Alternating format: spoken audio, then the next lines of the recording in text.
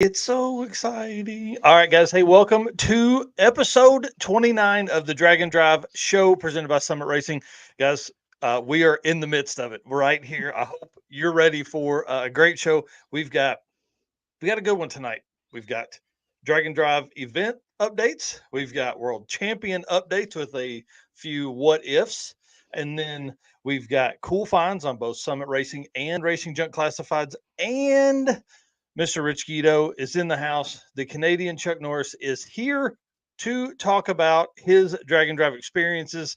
Y'all, it's going to be going. Sit down, get comfortable, hit the share button though as you do that so you can tell everybody else that you are here and that they need to come over here too. Let's have some fun.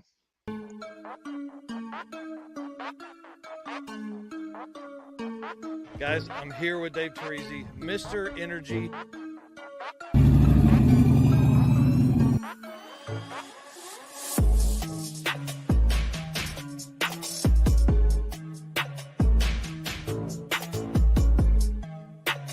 Oh, yeah, I'm psyched to be here. Thanks for having me. And I'm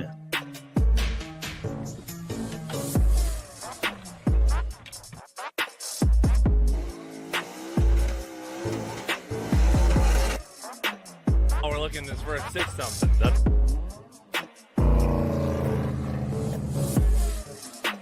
Excited you're here. It's going to be a ton of fun. Great weather. What's going on, guys? Thank you so much for having me. I'm really excited about this right here.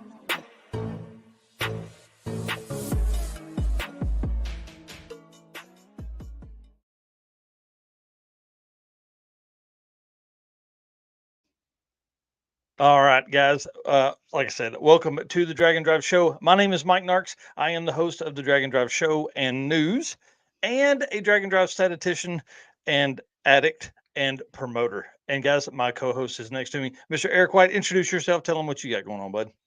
My name is Eric White. I am the co-host for Dragon Drive News and the Dragon Drive Show. Help out with just a little bit of everything here with Dragon Drive Addiction. And I run my own brand, which is 815 LSX Swaps. That's right. Well, guys, before we get into the show tonight, I want to remind you we can't do this without you. We want to say thank you for your support of the Dragon Drive brand. Our race car friends are near and dear to our hearts. Your likes, comments, and shares are what helps us keep us motivated a lot of the times when we're up late at night putting down all of this stuff. We also want to thank our sponsors, Summit Racing, Molly Motorsports, Howard's Cams, Sweet Patina, and Racing Junk Classifieds. All right, dude, let's get into it, man. Yeah, I'm let's excited. jump into the event updates and upcoming Yes. events here. So our first event is Hot Rod Drag Week, which is in 10 days. Did you hear that, everybody? 10 days. Real Dude, quick. I can't wait. That means I leave in 8. Right. So we will likely have a new Dragon Drive World Champion points leader by the end of that event. So that's going to be interesting to see how all that plays out. And then at the conclusion of that event, you will be at the NHRA Carolina Nationals at ZMAX for this 860 exhibition. And that's going to be right at the end, right? At the end of that event. It's like, did you say 100 miles away? Yep. So we'll end at Darlington, and then I'll drive with several other Dragon Drive Hot Rod Drag Week street race small block power adder cars up to ZMAX, which is like 105, 110 miles away. Which is going to be super cool because the top 2 qualifiers of that will get to run heads up for a Wally on Sunday. Like, how cool is that? Dude, I'm telling you, NHRA is doing big things. They're helping promote the Dragon Drive scene for sure. Yeah, so one of our race car friends from Dragon Drive is going to own a Wally. Yeah, That's pretty pretty awesome. awesome. Yeah. That is So awesome. then our next event is going to be One Guy's Garage Drag Weekend, and that is in 15 days. So I will be attending this at Byron on that Saturday. So I'll be there getting pictures, getting some videos, and I'll actually be doing the news show with you from Byron that day. Yep, and I'll be at ZMAX that morning trying to find somewhere. Maybe I can sneak in the media room and get on live or something. Yep. Also 15 days away is King of the Open Road. So that is in Tucson, Arizona. Again, only 15 days away. Dude, that's only Mhm. 2 weeks. Yeah. Yeah. There's a lot of folks from I would say Midwest, Oklahoma, Arkansas, Mississippi, things like that that are headed out that way to attend this event. Yep. And next event is going to be, oh, we didn't talk about the tokens. These Yeah. are the tokens for King of the Open Road. So they do, so how do these tokens work exactly? Yeah, so it's really cool. So the racers of the event, you drive one day, so you'll have you register and then you take off on your drive. Well, halfway through, roughly, you stop at their designated checkpoint, and if you make it there, you get one of these tokens, and this is how they know you made the drive when you pull back in to show them that you're ready for tech for your elimination style racing. That's pretty cool. It's almost like a little, Yeah. I mean, it's a collectible token that you get for participating Yep. in the event. So I Yep. really like that And idea. right, and I was thinking about it earlier today. The cool thing about this is not right now. The cool thing about this is in 5, 8, 10 years when there's guys that have stacks of these, and they're carrying them around in their car in sacks and stuff. It's like tradable money or something almost. Right. Very So cool. that's pretty cool. Yeah. Next event is the Redwood Rally, and that is coming up in 19 days. And that is, again, the event out in California. So I'm Hmm. really excited to see the content that comes out of this event. I think photos and videos, like drone footage, like all of that is going to be incredible. Yeah, it's gonna be pretty cool to actually see what a real West Coast event will do. This is gonna be a good setup here. Yeah, because there hasn't been an event out in that part of the country, so um, Yeah. everybody needs to come out for that one, so that way we can get more events out there. Yeah. Yep. Now I know they are sold out, which helps, but at the same time, they need spectators. They need people to go out and watch them. Yeah, for sure. And then the next event is an event that you are going to be attending, which is Back to Hmm. the Streets in Milan, Michigan, and that is in Oh yeah. 22 days. Yep. Booked my flight the other day. I'm excited. Well, I've got some updates on it here in just a minute too. Yep, so that's going to be a cool event. That's the no prep heads up elimination style drag and drive event. So we'll talk Hmm. about that here in a little bit. Next event is in 23 days, which is race week. So that's going to be another one that is going to Yeah. change the drag and drive world champion points. So looking forward to that event as well. Yep, and we've got Rich Guido on, and so part of our conversation with him is the world champion points and what him and Bill are going to do to maybe get as many points as possible. And I'll be flying from back to the streets to Denver to catch up with these guys on Tuesday, and then jump in and just thumb rides all the rest of the week. Yeah, I'm disappointed. That was one of the events I really wanted to attend, especially before the track got closed down. Yeah, Being that this is going to be the last year, I unfortunately am not going to be able to make it. So I yeah. am planning on 1 year, hopefully next year, attending one of the Rocky Mountain Race Week events. Well, and I mean, let's do. The 240 would be fun with the convertible through the mountains, but yeah, Yeah, we'll see where the Mustang's at by then. yeah. There we go. We need something fast. Maybe you can do a weekend event close to the house in the Mustang, and then we can take the convertible on a long trip. If you'll Yep. have me as your co-pilot. Oh, 100%. Our next event is in 33 days. This is October Mhm. 10th through 14th, and this is the Street Machine Magazine Drag Challenge. So this one's going to be pretty cool. This Yeah. one is in Australia. Yep, this one's Australia, and these guys have actually this will be their second event to do this year, so Yep, they're going to have plenty of work ahead of themselves for everyone that's racing out that way. yep. And they got a cool flyer there. It's cool seeing the different style cars out there. Obviously, there's a Oh lot yeah, of similar cars to what we have, but the unique ones are the ones I like checking out. yeah, yeah. That's for sure. I agree completely. So there still are 10 events to finish out 2023. So lots of events to go watch, lots Yeah. of events for us to cover. Yep. So Bring it on. exciting. Yeah, I'm really ready to see what the end of this year looks like and what we carry into 2024. And that's probably part of what we're going to cover next week is events that we're already seeing in 2024 and start talking about registration for those and things like that. So it's going to be cool. Well, let's talk about back to the streets a little bit, kind of change it up here. So I've been talking with Matt a little bit. I see a Facebook user here says you guys are going to be busy. That is an understatement. There is in like 19 days of calendar there's one day of not having a drag and drive event. So we're gonna Eric and I've been talking about what to do. Do we go live every day? Do we do a daily dose of drag and drive and bring that segment back and do all that? So yeah, we're gonna be very busy. Lots of stuff to cover. Lots of Excel spreadsheets and things like that. So let's talk about back to the streets because this event, again, with me booking my flights, I get all excited. I get really pumped up about what's coming from that.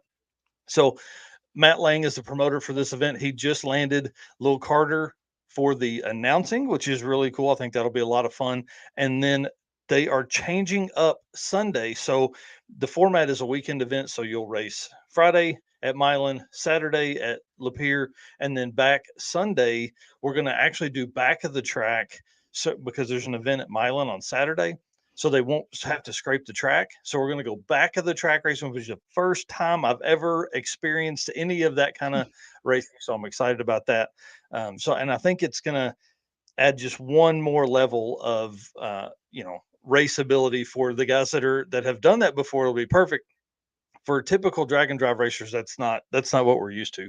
So, Yeah, and so this Sunday they'll go back to that, and then they'll have a flagger. Obviously, um, Chuck B. Humble is going to be the flagger for that. So he's kind of a local legend flagger guy. So that'll be kind of cool to experience all of that.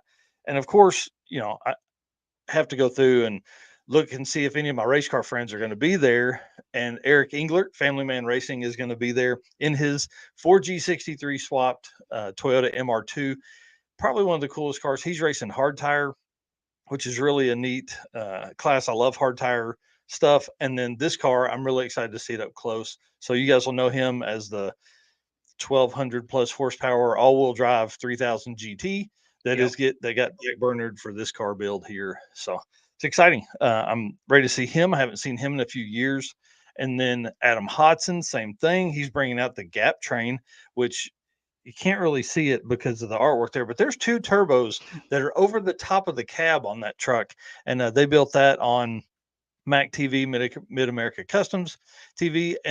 But they built this truck on Horsepower TV. Is that right? I No, forget what that not is called. Horsepower It's like TV. 10 The 10K. 10,000, yeah, the 10K drag challenge or whatever. Yep. Yep. So that's pretty cool. I'm excited to see him and whoever he has as his co-pilot, and that Gap Train is legit. Really, Yes. really gets down. And then I've never seen this car in person, but this Mozacaria is the video that went viral. Dude doing a burnout and leaves as he's mid burnout, pulls a wheelie throughout. So this car ought to do really, really well at a no prep event. Now, has he taken it on a drag and drive? No. So is this car a town car? As my brother Steven calls it, do you drive a town car? And it's just a car that you drive around town. So it ought to be pretty cool to see some of these no prep street race guys get into a little bit of this drag and drive and experience just the what we know is the best community on the planet. So Yeah, it's going to be I'm pretty excited exciting. about that. There's a lot of Yeah, unique features to this drag and drive event. So I hope this yeah, one has a good turnout. Everybody, there's spots open. So if you haven't signed up and you want to do it and you are somewhere here in the Midwest, definitely go sign up for this one.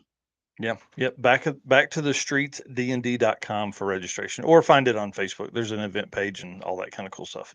So all right, dude, I'm gonna hand it over to you, and you talk about your upcoming experience at One Guy's Garage Drag Weekend. Yep. So I had mentioned that I am going to be attending One Guy's Garage Drag Weekend here in 15 days. So I will be at Byron on Saturday, which is the second track. So I Mhm. reached out and talked to the promoters a little bit to get a little more information about this event. I know it's been going on for a while, but I didn't really have all the information that I was looking for. So this is the eighth annual. The last 3 years have all been at the same tracks, which are Cordova, Byron, and Tri State. They only have a maximum of 50 to 60 entrants.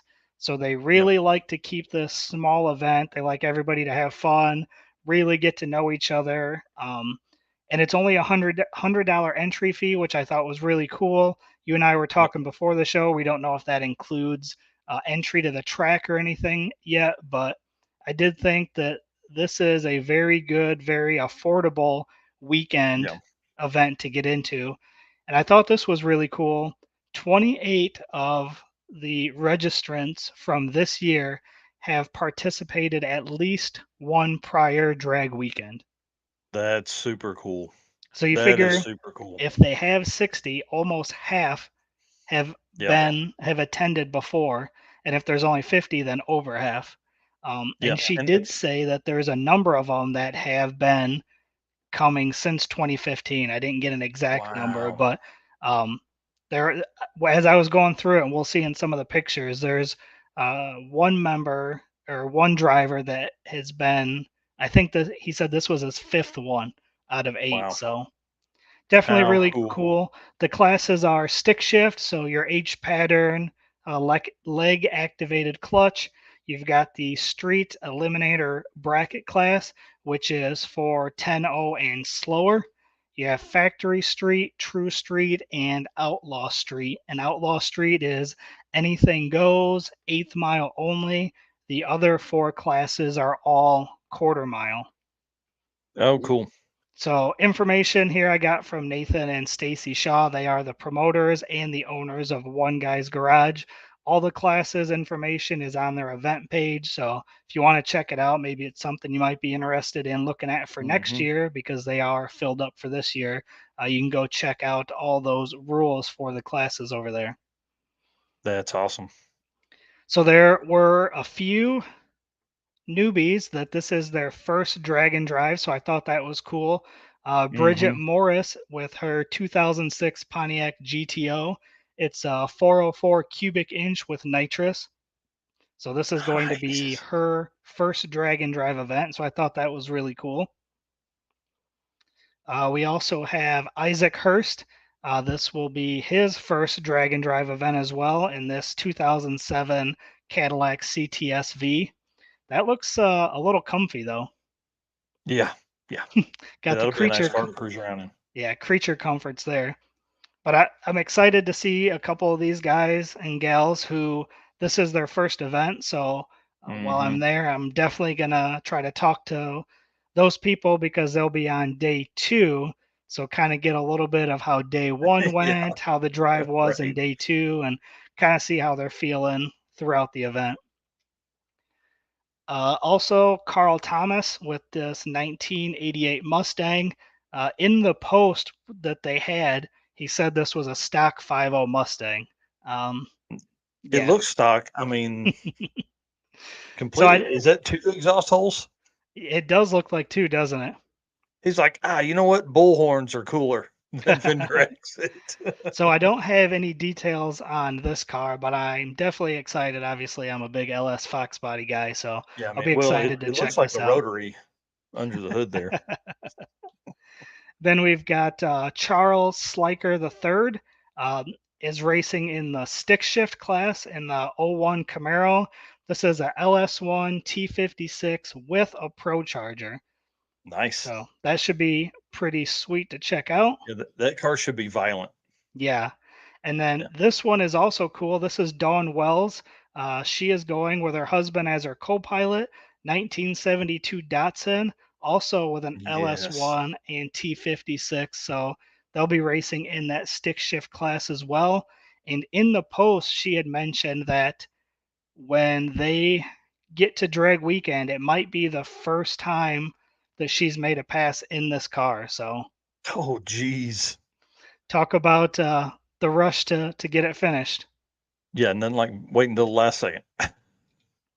And then we have a couple returning racers. So this is the one that I mentioned, John Thuringer, and a 2015 Z06 Corvette. This is his 5th drag weekend. So I thought That's that was awesome. really cool. And then this one I really liked a lot. So this is for, and I'm not sure if I'm pronouncing it right, but Lehman Brothers. So there's Sure. Blake, Bryce, Bew, and Brady. All 4 are going, and they have a 2017 Camaro ZL1, a 2010 Camaro SS, a 71 Ford Torino, and an 82 Buick Regal. So I thought that was really cool that Yeah. all 4 brothers are going to attend this race, and it looked like they've attended this multiple years. I wasn't sure exactly how many, but I thought that was really cool, and I'm excited to talk to these guys while I'm there. Oh yeah, for sure. Anytime like, bro, the competition gets pretty heated between 4 brothers that are there. I want to know the setup on the Trino. So yeah, I'm excited about you being there. Yeah, and I don't know what classes they're racing in, but I would Yeah. imagine that a couple of them are at least going to be in the same class, so that'll be fun Oh to yeah. follow. Yeah. So that's it. That's what I have for the One Guy's Garage weekend, drag weekend. And again, once I come back from that event, I'll have tons of pictures. We'll have videos, shorts, Hmm. and I'm going to put together probably a little article talking about my time at the event. And I'm looking forward to talking to the promoters and getting to know them a little bit. So I'm excited for this one. Well, and I think there's going to be a lot of new people that we've never even seen or talked to before at other events that'll be at this one, and that's going to be good to always drag and drive addiction in front of folks. Yep. Well, that's cool. Well, guys, I'm excited. Anytime we can have sponsors help us out, that is always a big plus. And having sponsors that also race drag and drive is one of the biggest benefits to doing what we do because they understand what goes on here.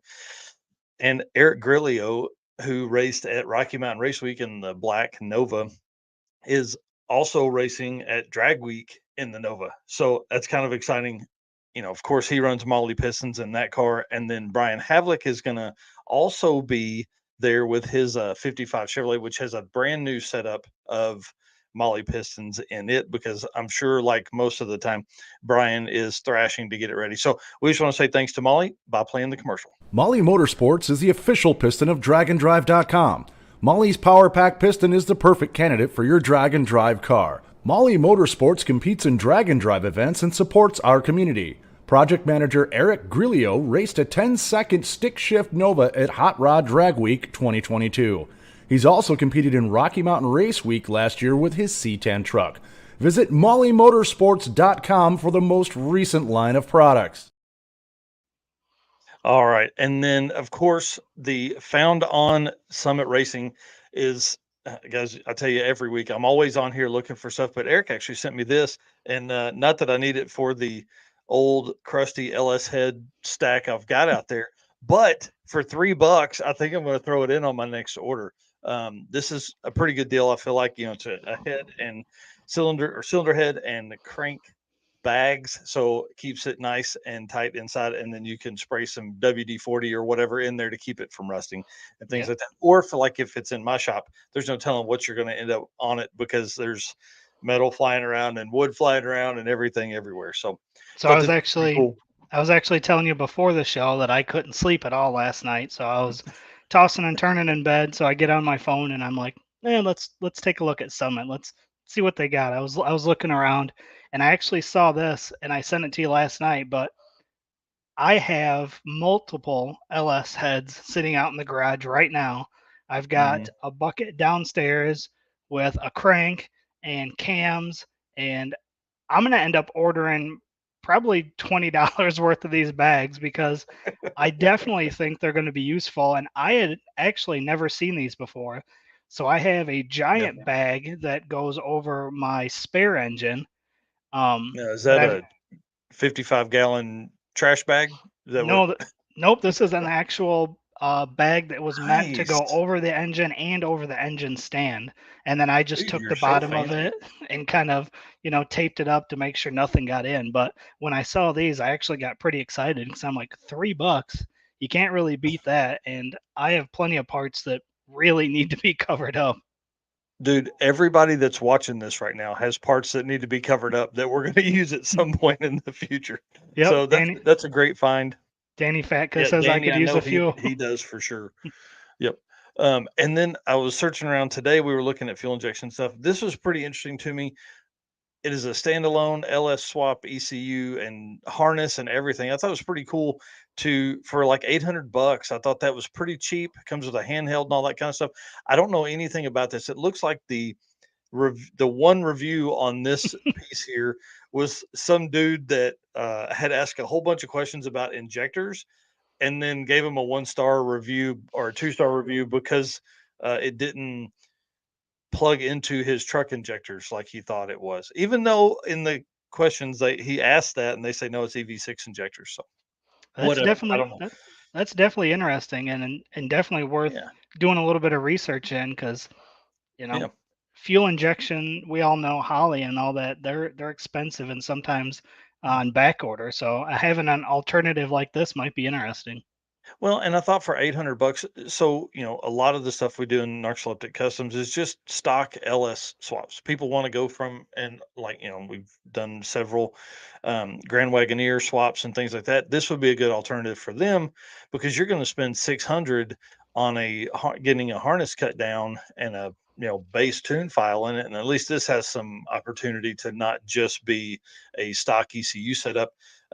So I thought it was pretty good. I mean, obviously want to do a little more research. If somebody's on a really tight budget, this could be a good option for them too.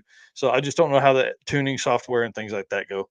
So, and then the last thing is what you're seeing us wear. Boom, boom, boom. The Drag and Drive hats are in stock, guys. $15, man. I can't believe it. This is so exciting.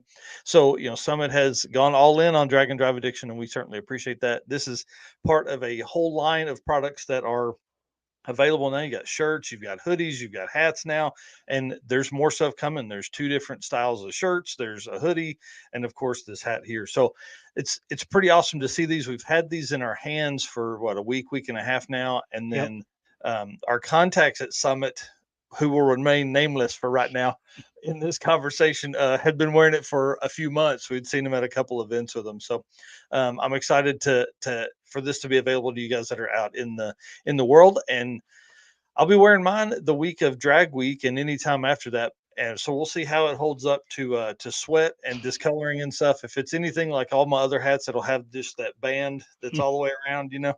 So, Yeah, so I'm far pretty excited. I really like this hat. I like the Yeah. Drag and Drive Addiction is real big. Our other Drag Yeah. and Drive hats, it's a little bit smaller in the corner. Yeah. Still nice hats, but I really like these ones. Yeah. And for $15, that's a good deal. That's an extra hat. So, Yep. so cool. Well, that's what I found on Summer Racing, guys. Again, if you are ever on there, make sure you jump in and just type in drag-in-drive on there and see if you find anything that you need. So we I got know there's stuff on there. Facebook user here is saying thanks for the drag weekend talk. The Torino is small block Ford NA for now until he puts 76 millimeters on it. So Nice. there is the rundown on that. Um, and no problem for the talk. I'm excited to be at this event.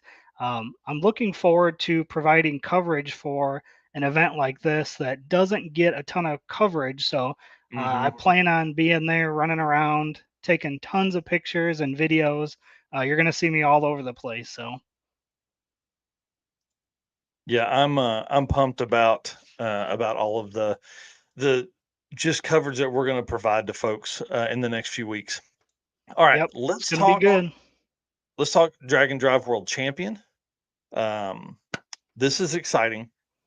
I've been really thinking a lot about this, and there's a lot of really cool stuff coming up. We're going to go over that here in just a second. But first off, the first bit of news on this is Matt Frost is the man. If you don't know Matt Frost, he runs Rocky Mountain Race Week with his longtime girlfriend, June.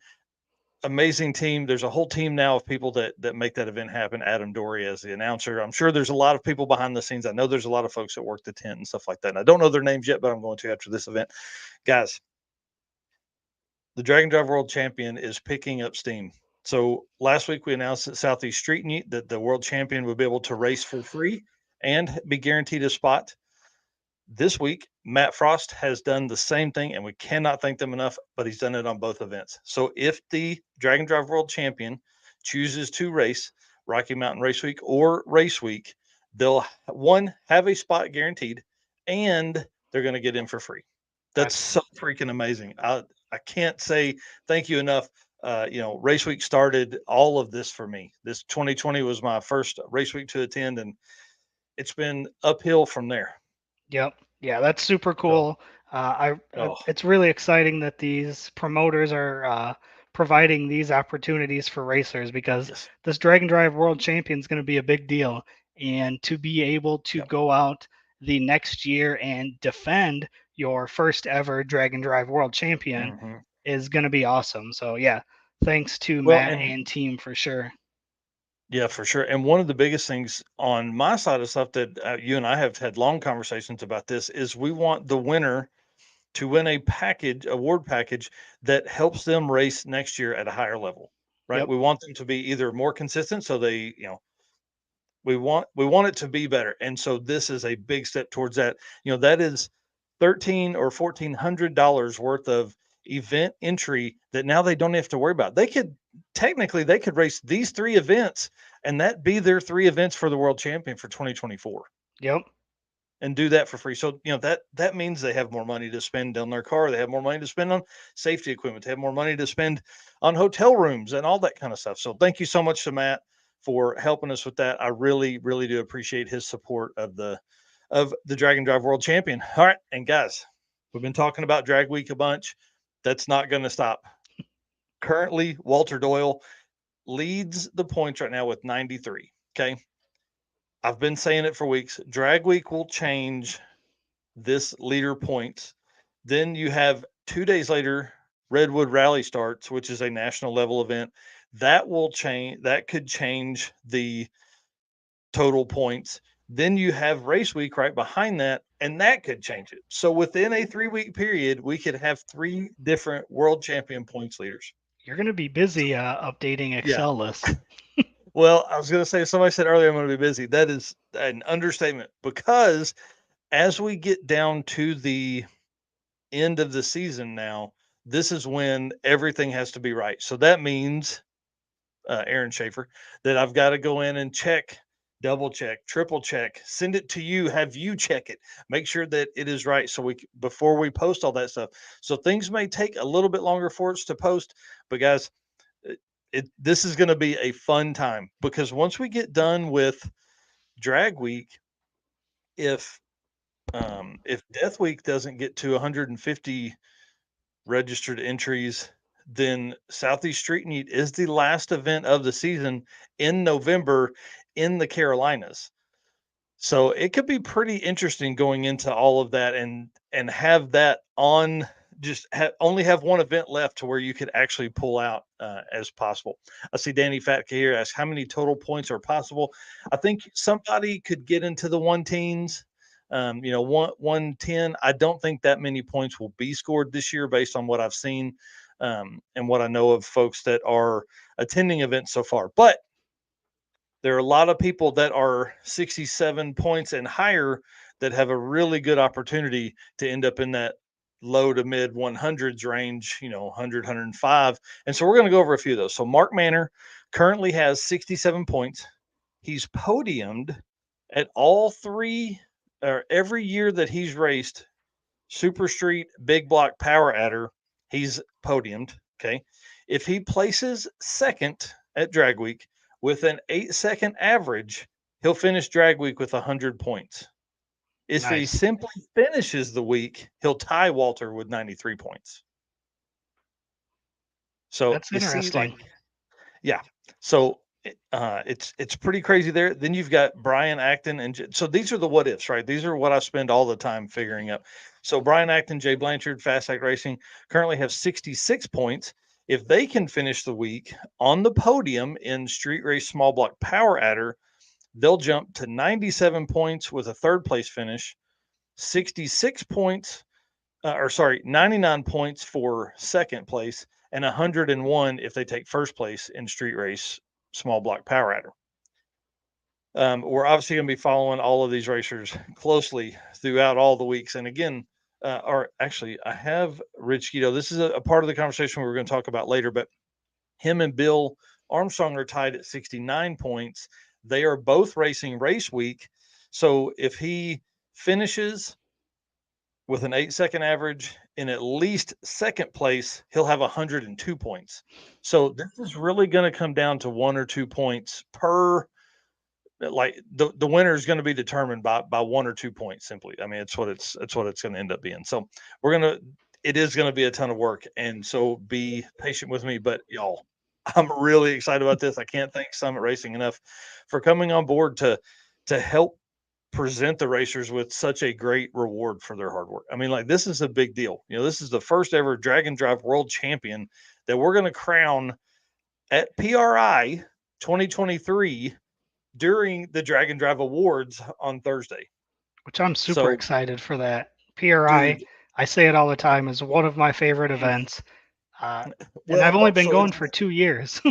Yeah, and it's not just that. It's about that these racers can not only be recognized by us, because obviously we love them, the entire community loves Drag and Drive, but think of the opportunity for a world champion that is then walking around the PRI show for the next 2 days, because that's another reason I did it Thursday morning at 11, is because then you would have 2.5 days of walking around with your, my intention is to have at least like a hoodie or something done with the Drag and Drive World Champion on it and all that kind of stuff. Because we'll know at the end of Southeast Street Meet who is going to be the Drag and Drive World Champion. So I see Danny Fatka here asking, what if there's a tie? Thumb wrestling to determine the winner?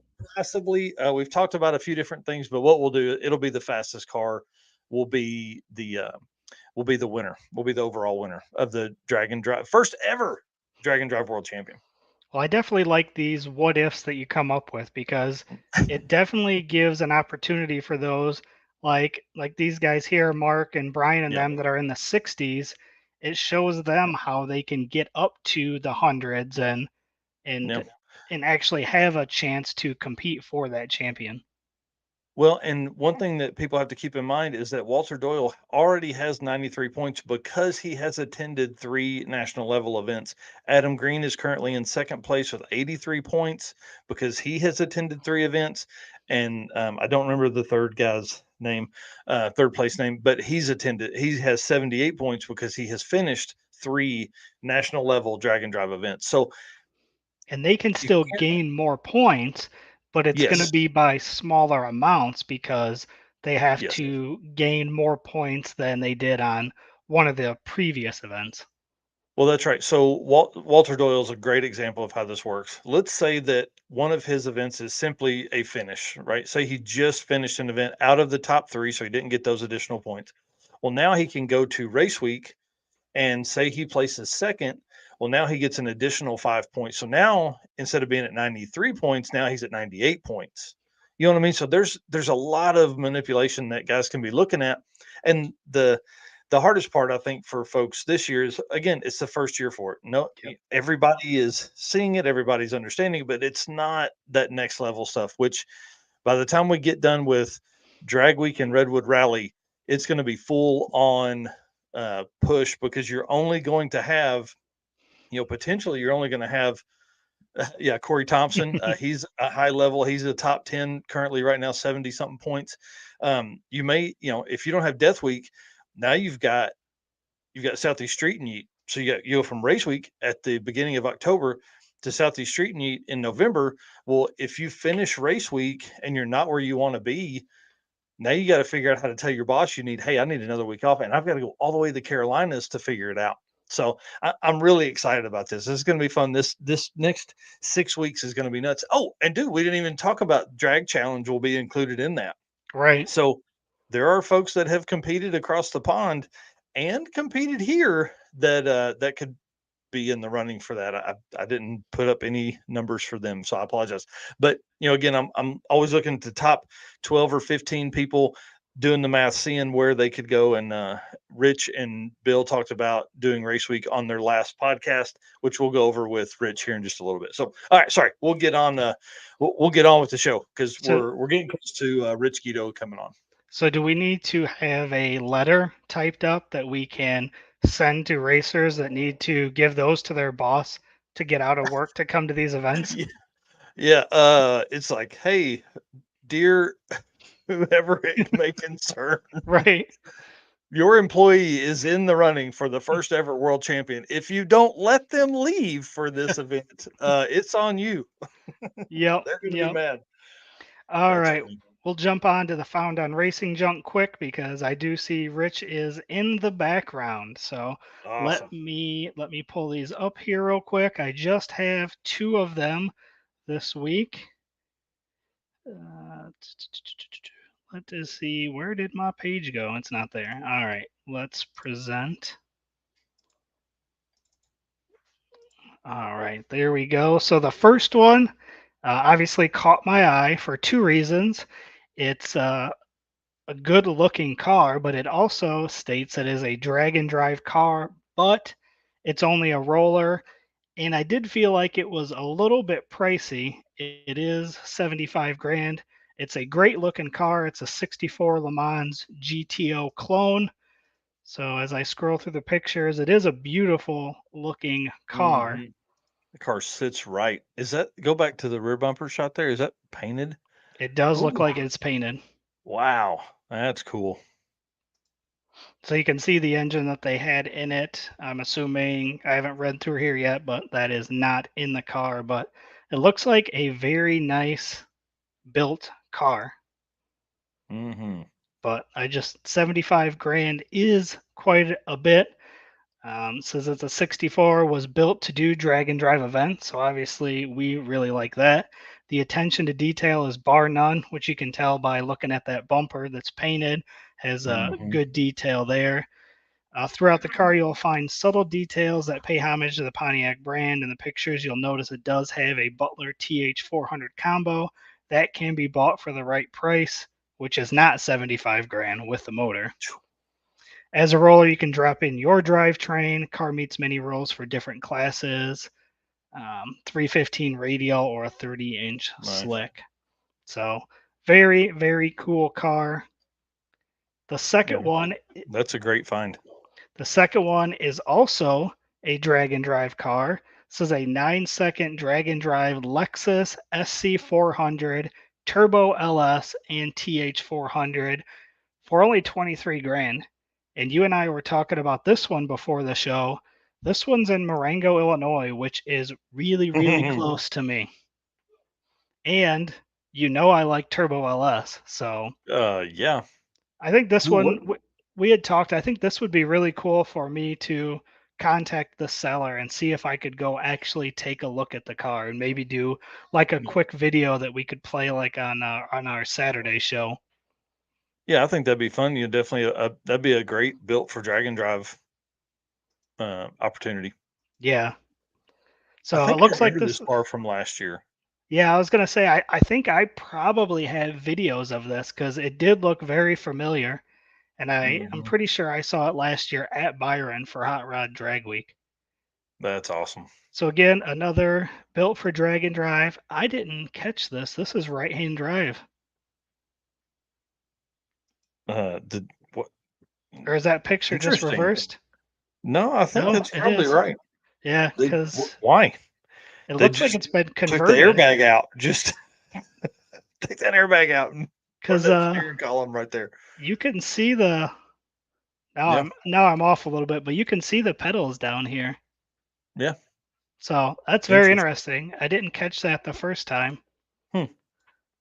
So again, another cool find here for the Found on Racing Junk. Again, 93 SC400 Turbo LS, aluminum 5.3 forged rods and pistons, Terminator X. So this car competed at Six Summer this year with a 997 average. Best pass on. of 9903 at 140. That's awesome. Well, guys, I just want to remind you, Racing Junk is the official buy-sell trade platform for Drag and Drive Addiction. We don't run a buy-sell trade page, and Racing Junk has more cars, parts, RVs, trailers than we would want to put on a Facebook for sale page. And I'm telling you, I don't know how many thousands of listings are on there, but you need to go on there, racingjunk.com, and look at the classifieds. And then lastly here, last thing before we bring Mr. Rich Guido on is obviously our friends at Sweet Patina. Guys, I love that they sponsored the Built for Drag and Drive segment because they believe that cars should be driven. Their 57 Chevrolet's been to all 48 states in the continental U.S., 50, 60, 70,000 miles on that car. Right now it's got a 6-liter LS with a 4L80 in it. That car just absolutely gets down. It's a wagon. It's super cool. We'll put that as the backdrop for next week's deal. They have offered a discount code of 10% to all of our followers, all you guys out there. So D&D 57 gets you 10% at checkout on sweetpatina.com. And guys, you can see all the cool stuff they have here: decals, shirts, banners, all that kind of cool stuff. So pretty neat deal. Love the team over at Sweet Patina. All right, let's bring Mr. Rich Guido on here. I have a few things before we're going to bring him on, though. I want to make him blush a little bit because people may not know he's also known as the Canadian Chuck Norris.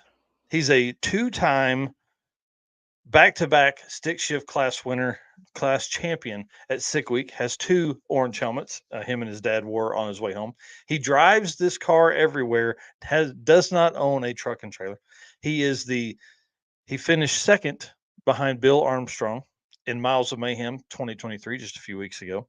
He has finished second at Race Week 2022. He's finished third behind Chad Fegley and Cletus McFarland at Race Week 2021. 6-time Hot Rod Drag Week competitor, 6-time Rocky Mountain Race Week competitor, and 2-time Miles of Mayhem competitor. Guys, this dude is the man. And when I was at Sick Week this year, I had the opportunity to catch his fastest pass to date. So let's play that video real quick, and then we'll bring him on.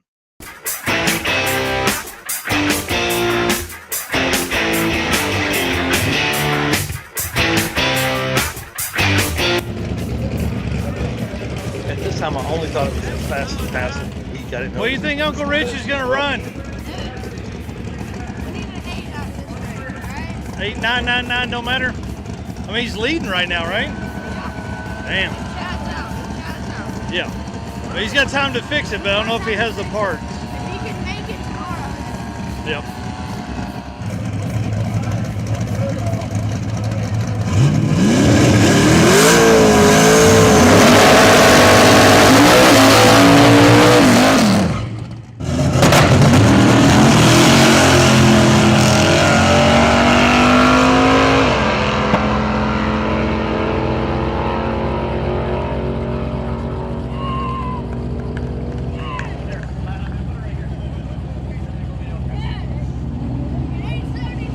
Let's go.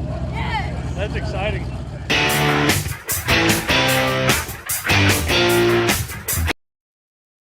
I'm telling you, I love that car. Love this dude. He's a great guy, guys. He's also a podcaster. So this is gonna be kind of fun. We're gonna have a lot of I have several conversation pieces down here, but I'll tell you right now, who knows where this is gonna go. So let's bring him on, Mr. Rich Guido, the man, the myth, the legend. How are you this evening, sir? Great, fellas. How about you? Man, I'm excited about this. You've been on the show a couple times. I think this may make your second or third time, and we've always had a good time. But since our last visit, you guys have gone wild, man. You have been attending a ton of events, and you have completely kicked off, can I say, a podcast career? Well, I'm not sure about that, but we're having a lot of fun anyways. I mean, I'm sure you guys both saw the clip of Clay Milliken stopping, and they're pushing they're staging his car for him to go make a run in his 12,000 horsepower dragster. And he stops and talks to us for 3 minutes and asks to be on the podcast. It was like, I think we were both, Bill and I were just stunned. Like first, Oh man, I was stunned and I was at home. you know, we have a podcast. You know the name of it. You know my name. You follow us. Just goes to show you how far Drag and Drive has come. Like it's amazing how many people follow us. And before I forget, how about that Blaine character? Hey, man, he was. I love that kid. Talk about a passenger. You can't get better than that. Yeah, it's going to be really fun in like what I would consider 8 or 10 years when he's like an adult, you know, and we've known him since he was 13, and you know, like you guys are buddies. You spend a whole week together, you know, week and a half together. Him riding in the car and all that stuff for sick week. So riding, driving. Was cool. Yeah, he's like, I think he's the second, maybe the third person who's ever driven that car, and he drove it through rush hour traffic in Montgomery, Alabama. So, wow, that kid's a star, man. Yeah, he's going to go places for sure. That's he definitely has the world ahead of him. I'm excited for him. I'm excited to see what comes of that. And the cool part about that is, like, you know, that's pushed Tom to be out at more events, and it's pushed Tom to build more cars and do more stuff. So that's cool. And you know, Alita and Mac and all them as well. Oh yeah, awesome family for sure. Yep. Well, let's talk about podcasts for a few minutes, because one, I know the answer to this question, but are you having fun with it? Oh, it's very cool, and you know, it's a commitment too, right? Like we've been busy, so we were off for a while, and I'm getting messages like, "When's the next? Did I miss one?" Danny Bemis, I was at the Salt Flats. Danny's 68, car nut. You know, he'll still tell you he's like 25 years old mentally. But it was hilarious because I hadn't seen him for a couple of years at the Salt. You know, I'd met him before and BS with him a bit, but he had listened to all the podcasts, and he says to me, first thing he says to me, he's like, "Man," he says, "I looked all over." He's like, "I went to different stores. I looked at different colors." He said, "But I could not find a purse I liked." So he says, "I had to rip that automatic out of my car and put a stick in it." That was the first story he told me. And I was like, that was awesome. Well, and the cool thing is, like, I really feel like you guys are leading the charge. You and Bill both leading the charge on a lot of the stick shift growth that we've seen the last 2 or 3 years, you know? Yeah, it is amazing how, you know, I think we're probably going to get to a point where we're going to have to split up the stick class. Like, I think there was 22 or 27 at Miles of Mayhem. Like, they're usually the biggest class. So, yeah, you know, I think, you know, I don't know how we're going to split it up, but at some point I think we'll have to split it up. But stick guys are great, man. They just want to show up and race and have a good time. And but it would be fun to see some of those, you know, 10-second stick cars and, you know, NA ones taking home some helmets and trophies too. So yeah, have a chance at winning some of that stuff. But yeah, Bill and I are having a great time. We've had so many good guests on, and more to come. Yeah, it's just a good time. We sit down for a couple hours, and yeah, it's great. So how many episodes have you guys recorded?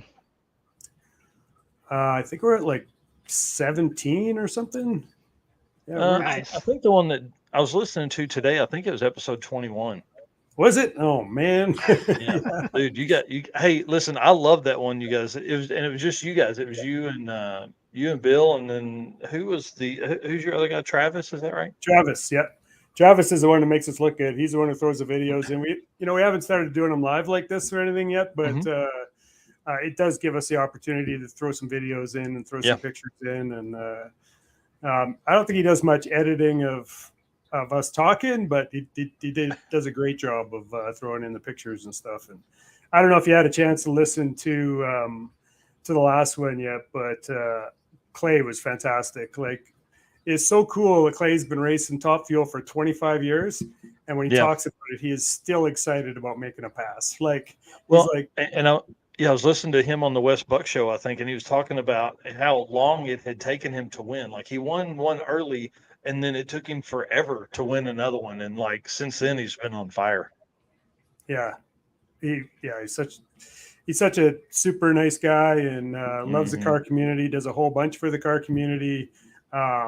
And then, you know, he's building a drag and drive vehicle and really wants to do it. He's Yep. got a pretty busy schedule, but I'm sure once he does one, he'll be like, we got to figure out how to do more of these. So Yeah.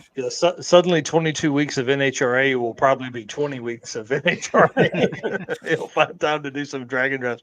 Yeah, he was supposed to be at Sick Week with us 2023, and then I think NHRA event came up last, like they set the schedule after he had already signed up. So I'm excited to see him out there. He's one of the coolest dudes that are out there. he sure is. Yep. So I'm sure this will be a tough question, but what are some of your favorite guests you've had on? I'd say like Ben Strader from EFI University. I mean, I don't know. I've listened to that a few times now. Just a smart dude and very technical. He was great.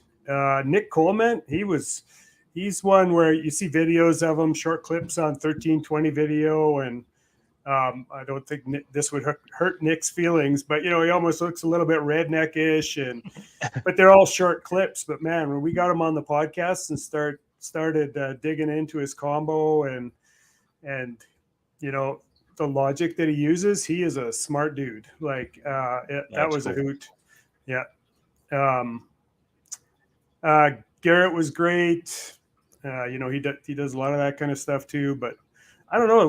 We haven't really. I mean, the one with it'll come to me here. Yeah, with doing 21, you've it's hard to go back into those into all that mental. Yeah, who did we talk to? Yeah, I'm sure we'll have some more drag week guys and stuff on too. They're always good. Yep. They're always good for a laugh. There's lots of good stories and tons of good memories and. Yeah. Well, and I think that's one thing that I love about this stuff is this will be, this will be available forever. We'll be able to see these stories in 10, 15, 20 years, if we're still watching YouTube then, to see all of this and go through and live those memories. And we're going to talk about some of those, I would say, roadside / hotel parking lot repair stories in a few minutes, because you've got several and we definitely want to give you some opportunity to talk about those. But first, we got to talk about the Dragon Drive World Champion and how you and Bill Armstrong are tied at 69 points each. So, yeah, of course, that's pretty awesome, right? You guys are probably some of the most competitive friends. It's friendly competition, I would say. You guys aren't out to. You want both of you to race your best race, right? So I was doing some math trying to figure out how all this works, and I think we may need to do like a Bill versus Rich trophy. But with you guys at 69 points, if you finish race week, which you guys are both headed to race week, from what I understand on the episode the other night, and then if you both finish with 8-second averages, which I don't know if you've done that in the mountains before, and then if someone can podium, you guys are going to be over 100 points. So that's pretty awesome, considering like that we really thought early on that it was going to take a 6 or 7 second car to win this. But, we're being shown that 8 and 9 second cars have very good capability of winning this world champion, because you guys are winning classes. Like that's where the main points come from, and that's what you guys are doing. It's pretty awesome. So second place gets you 102 points is what I'm saying. So we need one of y'all to be maybe 1 and 2 and end up in that top running. Yeah, and so I'm doing race week and death week. I don't know how death week fits in, but I've done one 8th mile event, but it's like I posted and you described before, there is some hitters coming, like there's 4 or 5 of us. Well, it depends. I don't know if Tom Stark's going to show up or what he's going to show up with, but the 4 that I described there, we all have 850 chassis. We've all been in the 8s. I'm pretty sure I'm the light. No, that's not right. I think I'm the heaviest, but I was like, you're not the lightest in that group for sure. And the slowest. I keep telling Bill I got the hole saw out and I've been cutting holes in that thing trying to. But Chris Hine, I mean, he's been. I think he's been like 543 in the 8th. Like he. Wow. he's a contender, but he only has an 850 cage. So the Yeah. reality is we all have a chance Yeah. for Well, at least just second behind like Chad. I was gonna say, just like sick week, you end up like, I mean, technically it'd have been, you should have maybe podiumed at sick week, but the three fast guys, one of them didn't make it past day 0 and the other two broke. Like that's Dragon Drive, baby. Yeah.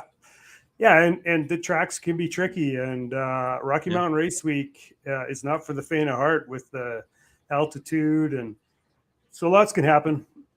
Yep. But I don't think you can ever not go because there's faster guys going like that. You just can't do that because you just don't know who's going to finish. Well, that's right. And you and Bill were talking about race week, and there's one day where you're going to race in Kearney. I think it's race in the morning, and then you'll go back to the evening in Denver the next day. It's 400 miles between those. So like that'll be a hard day, and typically there's a drive day in that, but you would run evening race, drive day, evening race, where now it'll be morning race, and then the next day is an evening race. So it should be, it's going to be tight for a lot of racers, but I'll be waiting at Bandamere for you guys. Oh, that's awesome. It'll be good to see you. Well, it's clear that my car doesn't like to compete so close to home. It likes to drive for about 1,000 miles or so before it's happy. And then, but yeah, I don't know if you guys saw the video of Bill surprising me at my front door, but I was pretty clueless that he was coming, even though there was a whole bunch of signs around my house because my wife was in on it too. And Dan Nissen was supposed to be stopping at my house. So when the doorbell rang and I opened the door and I look at Bill and Jamie, I'm like, what the hell? Like, what are you guys doing here? And where's your car? Yeah. You're right, Dan. Yeah.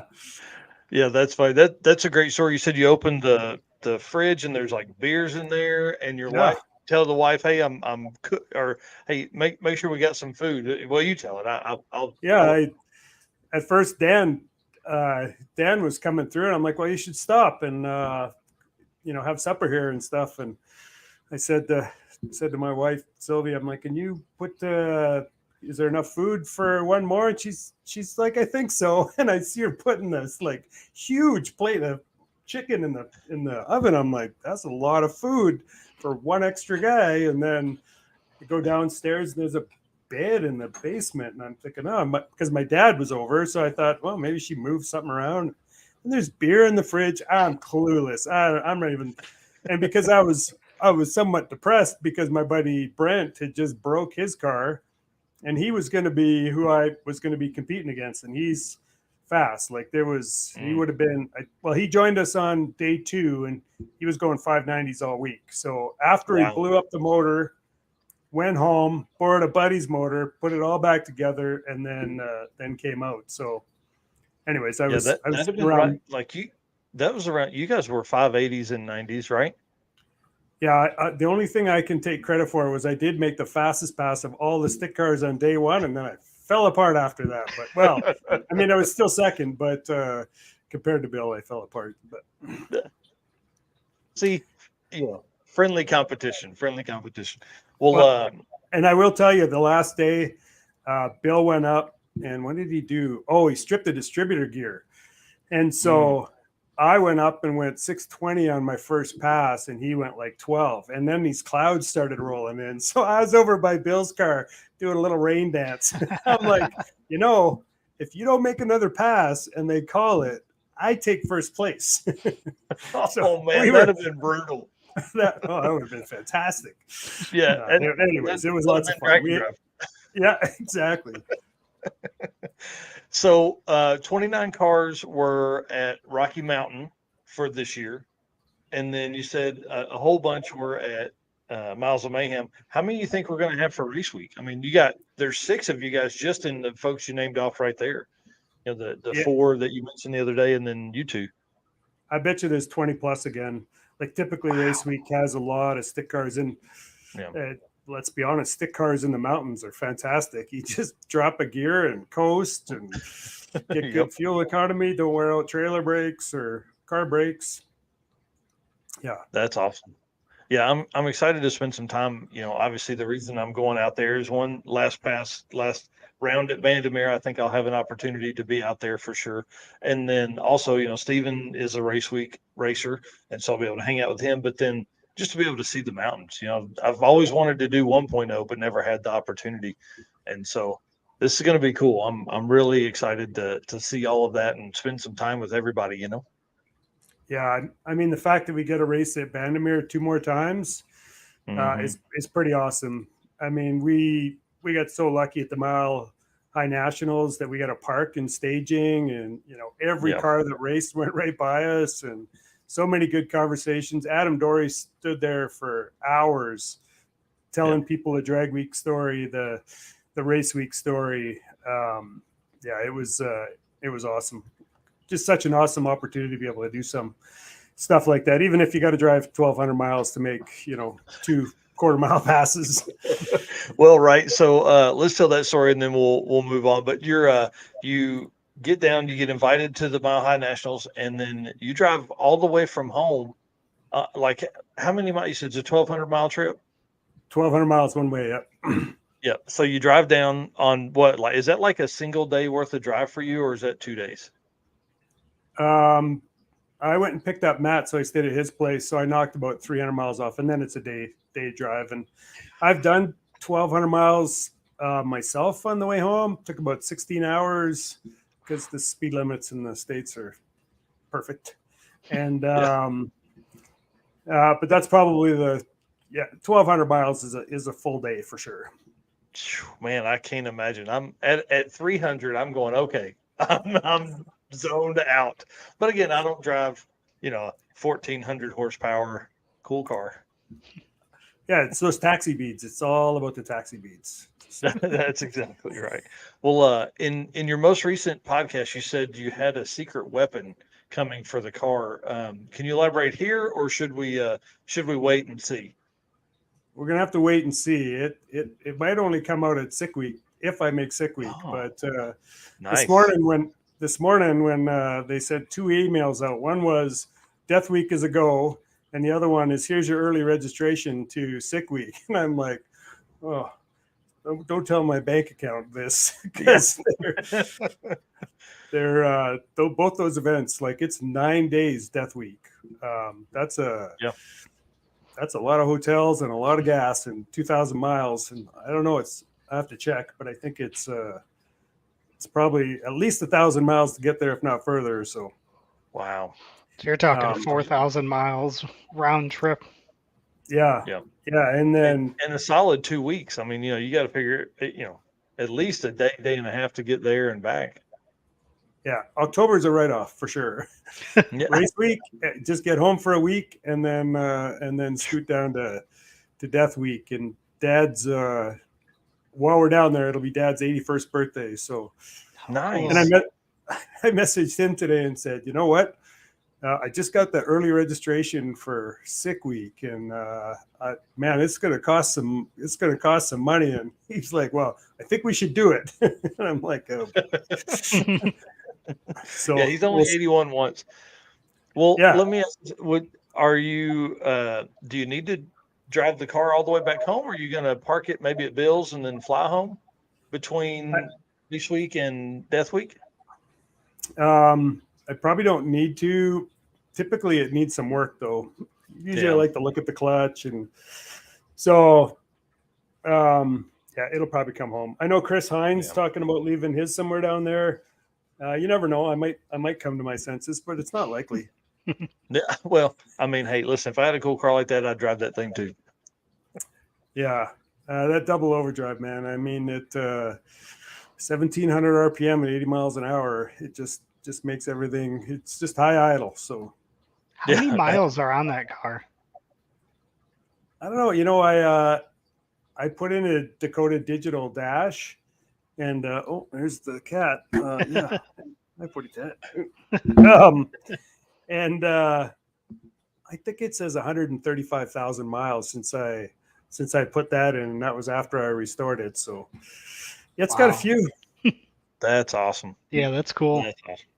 And I'll tell you, you'd be surprised at the things you wear out. So, Well, yeah, we're going to talk about that here in just a second. I just want to remind everybody that we can't do this without you guys. Drag and Drive Addiction brand is not possible without everybody following along and hitting the like and share button and all that kind of cool stuff. But also want to thank all of our sponsors, Summit Racing, Molly Motorsports, Howard's Cams, Sweet Patina, and Racing Junk Classifieds. Can't do it without those folks either. And, the reason we do those because they race as well. All right, let's talk roadside repairs, dude, because you've had a few of those, and you talk about stuff wearing out.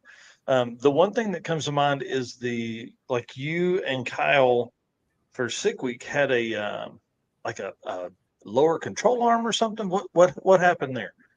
upper control arm, which is way more exciting. So I'm trying to remember where we were, if we were in Wyoming, but we pulled into a gas station and I hear this clunk and I'm like, that did not sound good. And get out, and the wheel is literally at a 45-degree angle because the upper control arm broke and was into the header. And coincidentally, as you do many of these, you break stuff and carry spares when you order two. And so, yeah, I had a spare upper control arm bracket from TRZ, and about 35 minutes later, we were back on the road, and Kyle was like, you have a spare? And I'm like, yeah, well, but that cat seems to want to join me here. And then on the way home from Sick Week, in the middle of, what the heck was it? Wolf Point, Montana, which nobody knows where it is because it's in the middle of nowhere. Same thing, pull into the gas station, and I broke the Heim joint actually. And I didn't have a spare Heim joint, but my anti-roll bar has the exact same Heim joint on it. So I'm literally like going, how am I going to fix this? We're talking about welding it. And I'm thinking, well, there's Heim joints back there. I wonder if they're the same size. And sure as shit, they're the exact same size. So yeah, Dad stayed in the warm car. I was out in the cold, laying in the snow and changing that. We were back on the road, same thing, in about 40 minutes. And that's awesome. Probably the craziest. Go ahead. I was say one of my favorite pictures is your car just caked in the road, snow, salt, got the big clumps up. That was cool. Yeah, I try not to show the car that very often, but probably the craziest one was our very first drag week, and I can't remember if I told this story before, but we didn't even get out of Alberta. In fact, we were in Lethbridge, Alberta, just about ready to cross the border, which is about 4 hours from here. And my brother's with me. He's in his Mustang, and he pulls over. We pull over. Or what's going on? And he's like, I don't know. I don't have any oil pressure, and the car quit running. It was like, oh no. And so we start digging around. We're turning it over, and the distributor's not turning.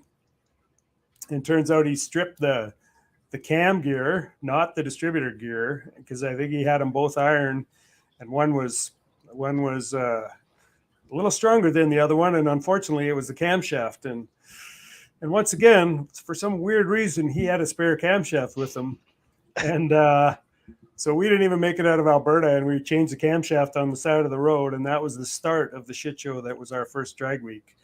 Wow. That was the year he hit both walls, and it was a good time.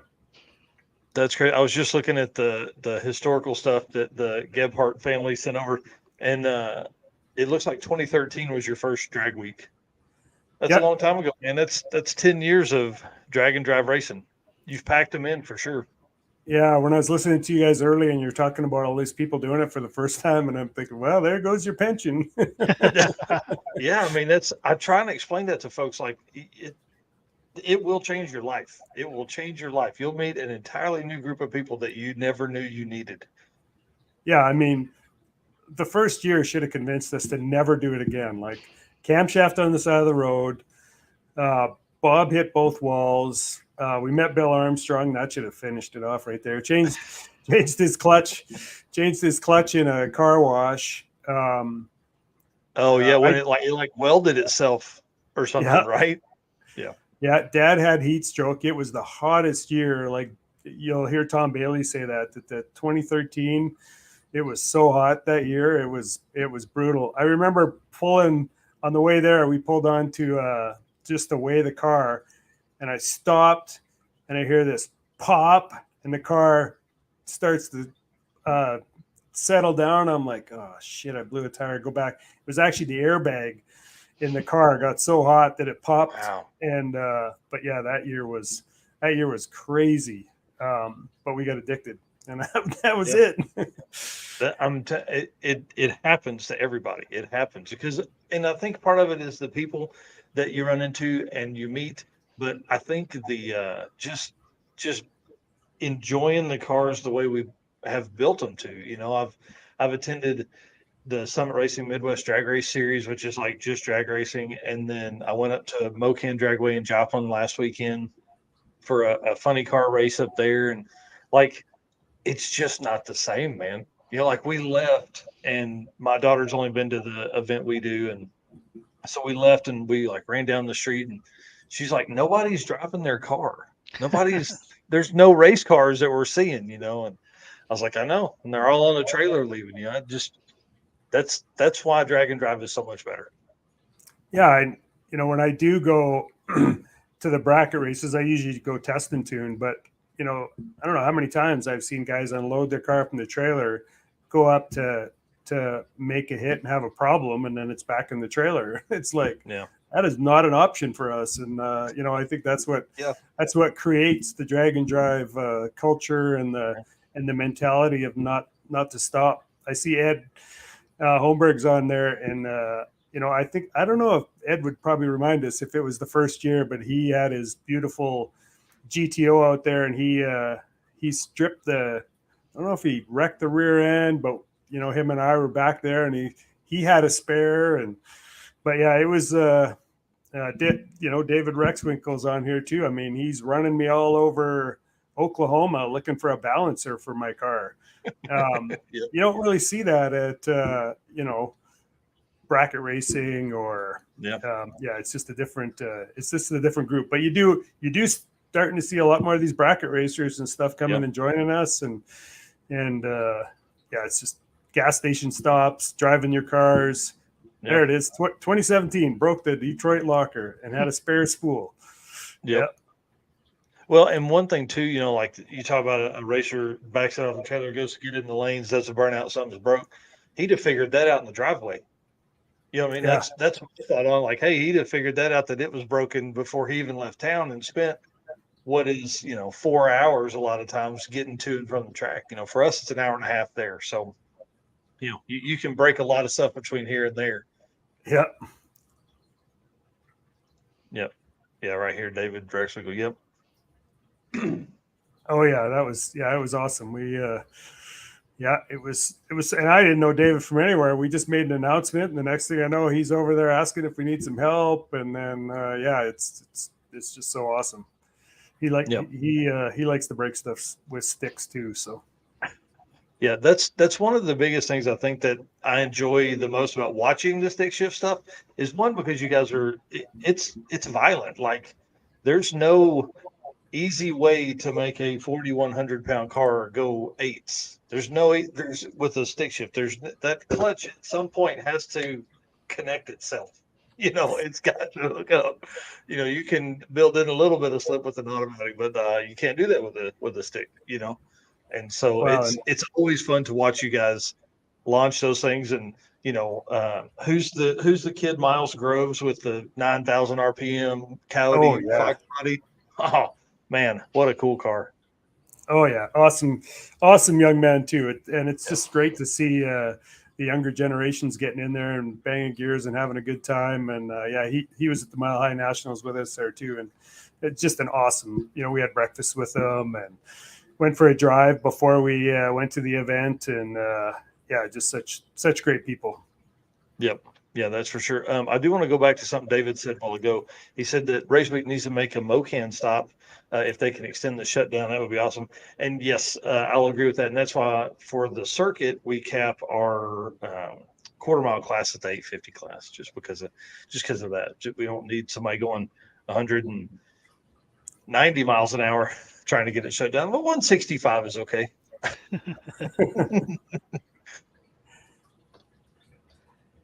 What else we got for roadside repairs? I see a note here talking about when you did the heads in the hotel parking lot at Rocky Mountain Race Week. Yeah. Well, and that was funny. I told Kyle from 1320, I'm like, you know what I want is I want a picture of Bill and I with the parachutes out at the end of the track. And so they almost got the perfect shot on the pass before with Bill and I. And I kind of thought something was hurt, but I really wanted that picture. So he went out again.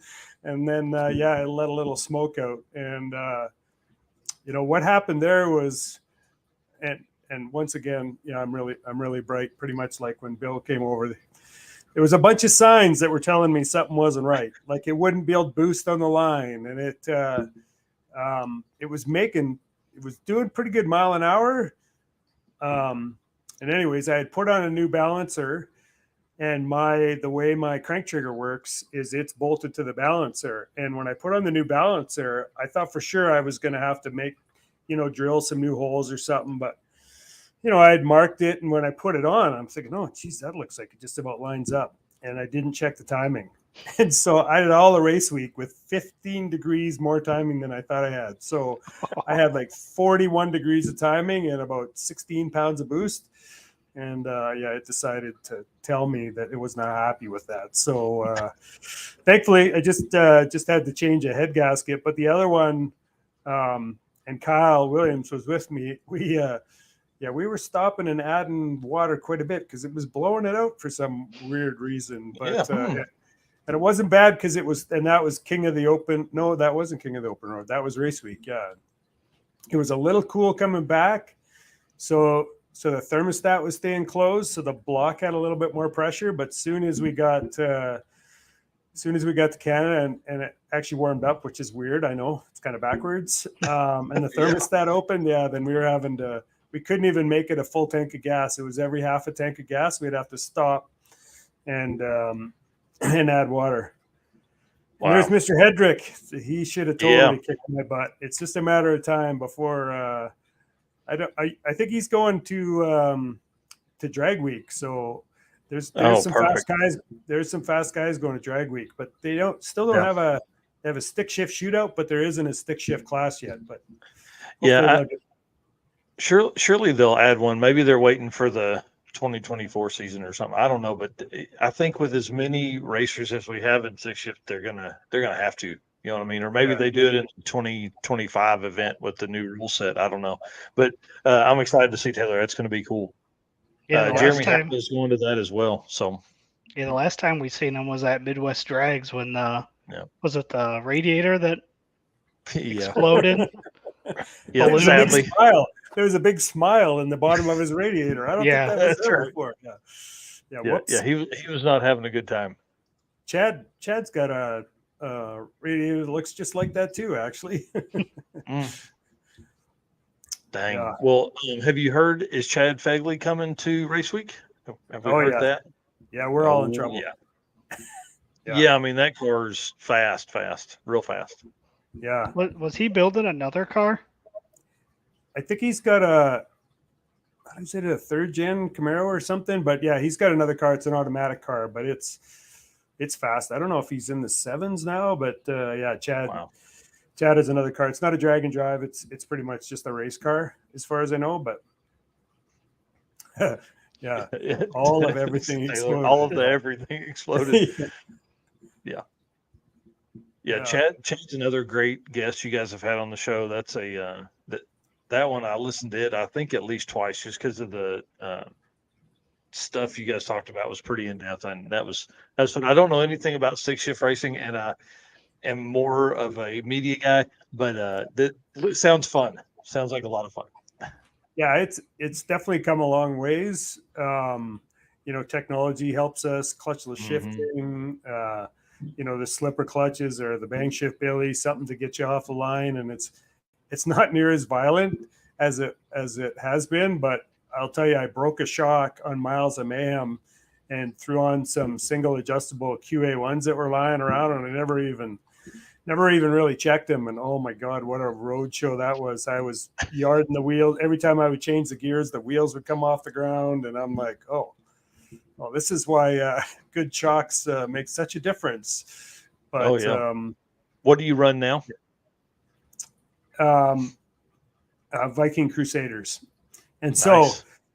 so Bill's co-pilot, Jamie, after the road show of trying to run the QA1s, that one of them was completely shot, which didn't help.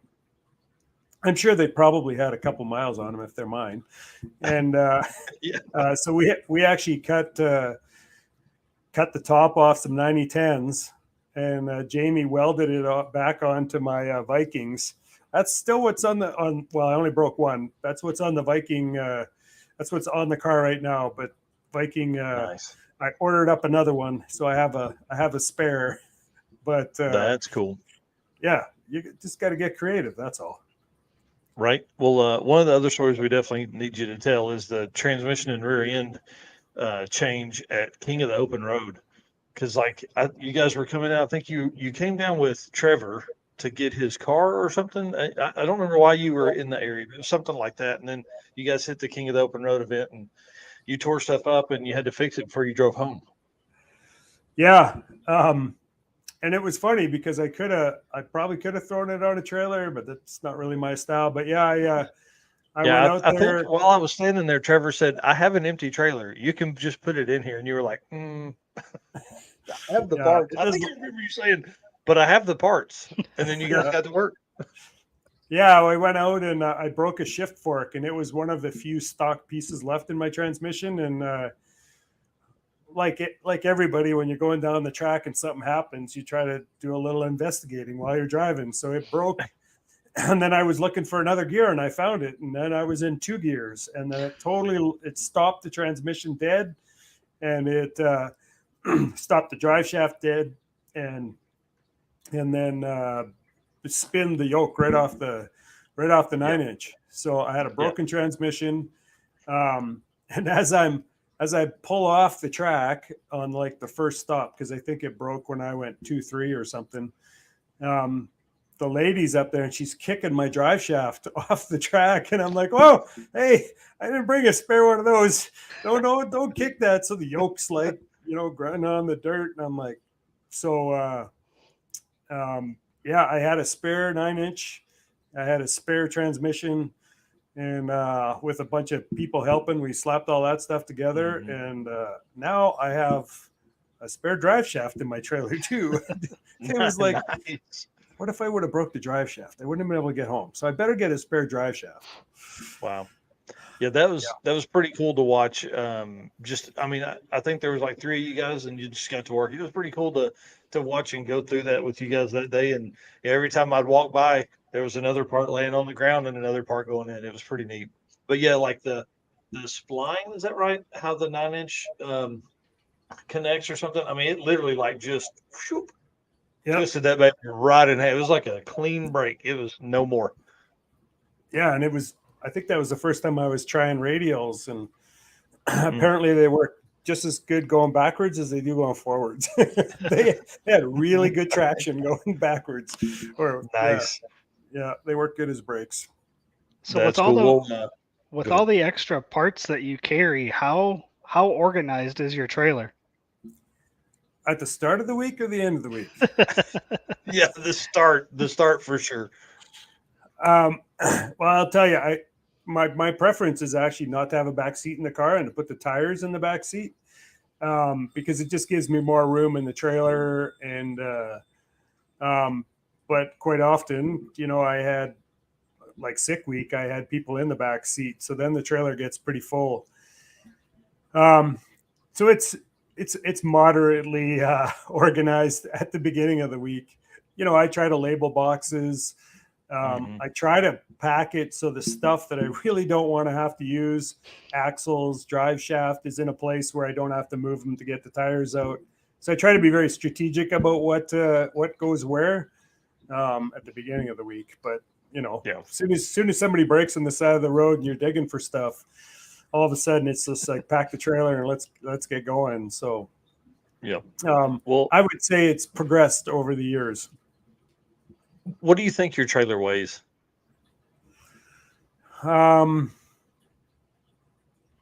It's a good question. Actually, I have to go over some scales. I mean, the spare transmission's 130 pounds. Then it's got axles, drive shafts, 9 inches. Shit, that thing's got it's an iron 9-inch, so it weighs quite a bit. And then there's pistons, valves, camshaft, full valve train.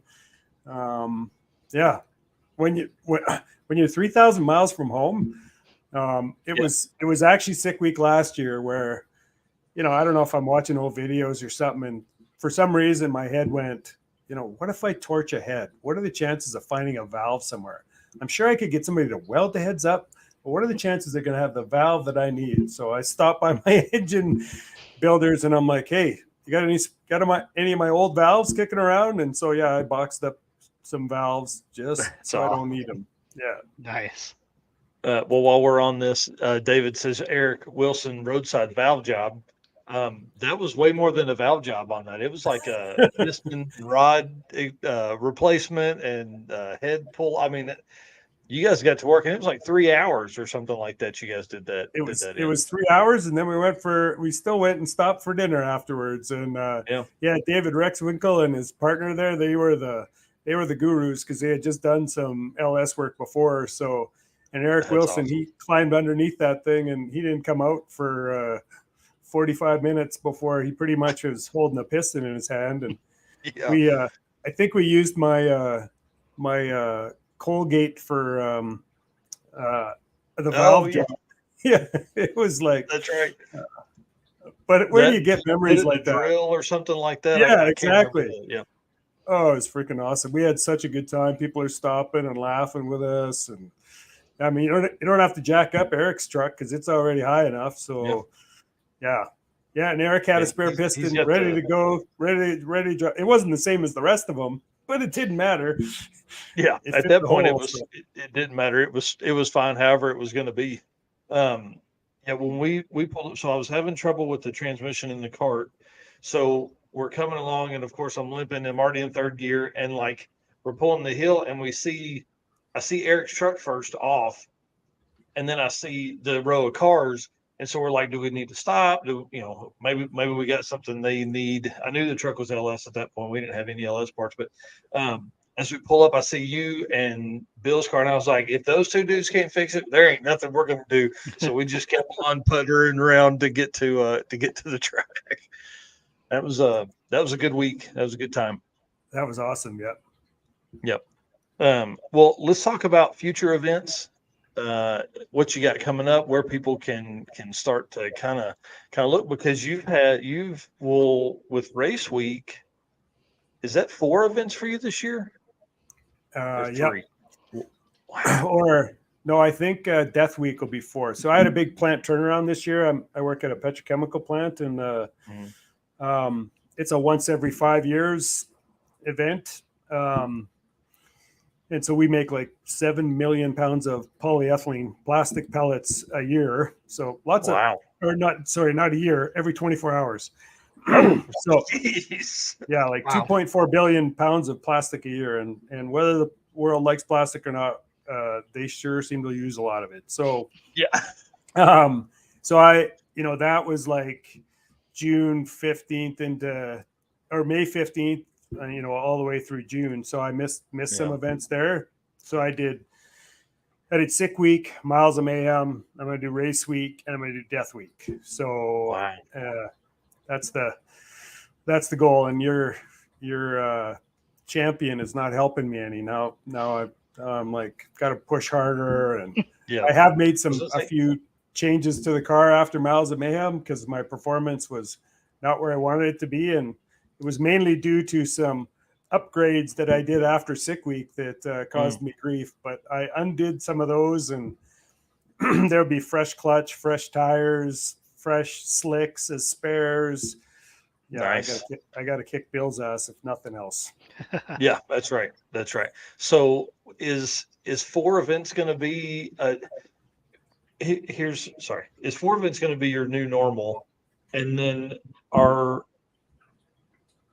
is it going to take 4 events for world champion to get, because like we only take your top 3 events, but there's got to be an event where you didn't perform as well as you did. So then, now is it going to be 4 events for everybody that's going to be in contention for this? It's a great question, and I think first of all, I think it's super exciting what you're doing. You can see there's a lot of people. I think there's people in the background that are like counting points and doing stuff too. So Yep. It's very cool to be recognized and to see what you're doing and to have people like Summit and all these sponsors, Molly and Howard's and Racing Junk come on board. I mean, it's just super cool what you guys are doing. So Yeah, we appreciate you saying that for sure. yeah, I think it's going to be challenged. There's a lot of really good competitors out there, and you see some internet BS where it's like, oh, people are just going for the drive, and no, we're pretty competitive. I was doing a pretty good rain dance there beside Bill's car. Going, come on, Mother Nature, I need everything I can get right now. Please, That's right. Rain on our parade, or his parade, not mine. But yeah. So yeah, I think it could be 4 events, especially as your car gets slower.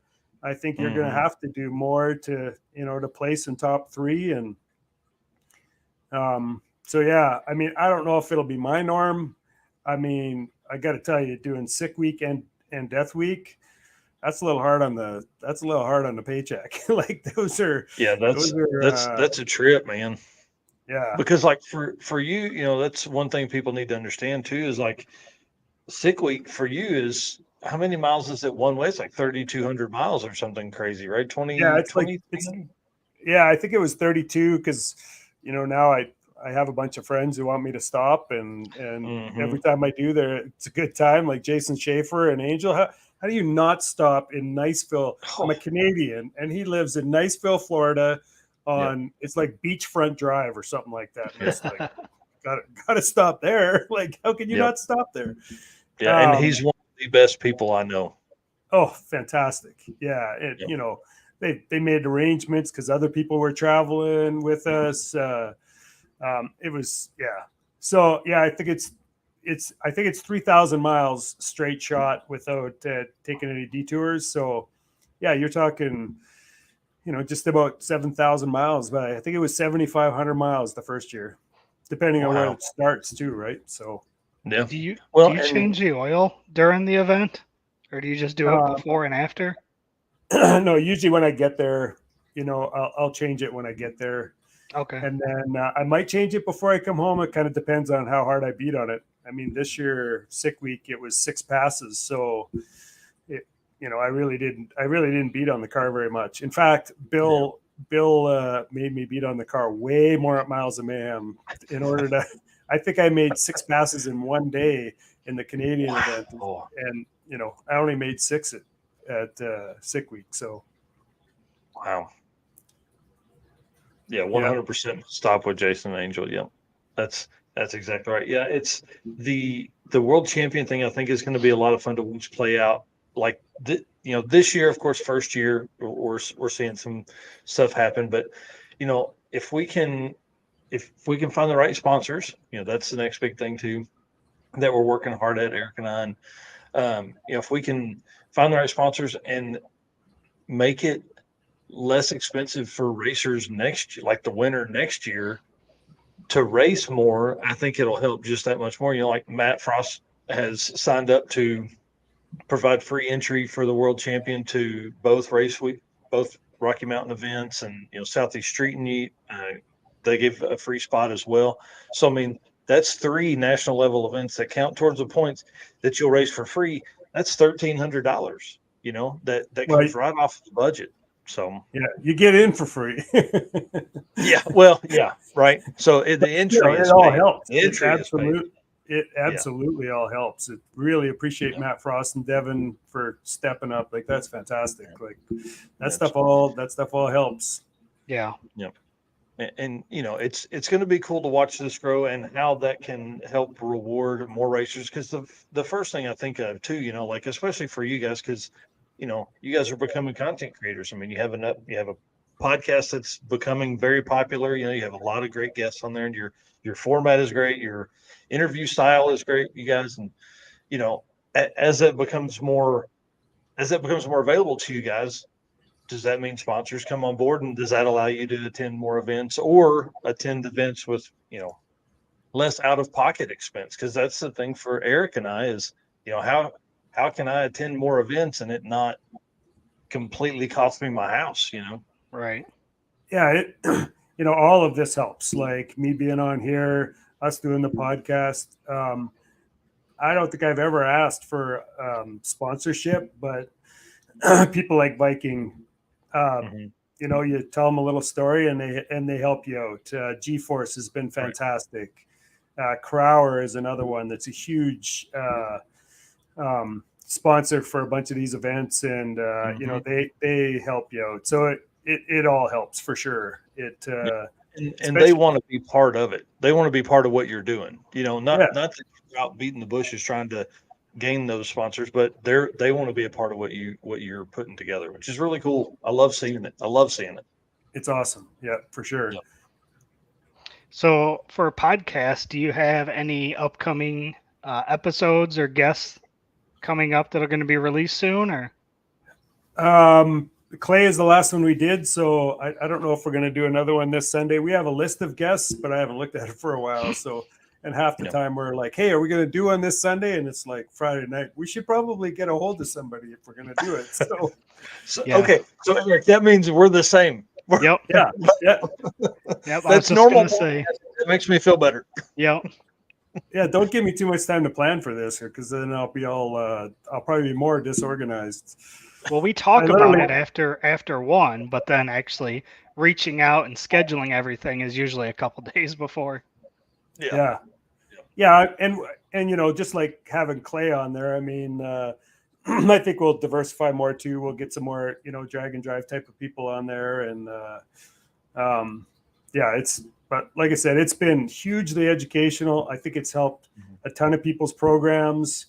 It's got more people into it. Like, I think Danny is as hilarious as that was when he said that, you know, he was shopping for a purse and had to rip it out. I think there's a lot of people that are reaching out, and my personal belief is the overdrive, and I really wish gear vendors would change their program a bit and put a better overdrive in their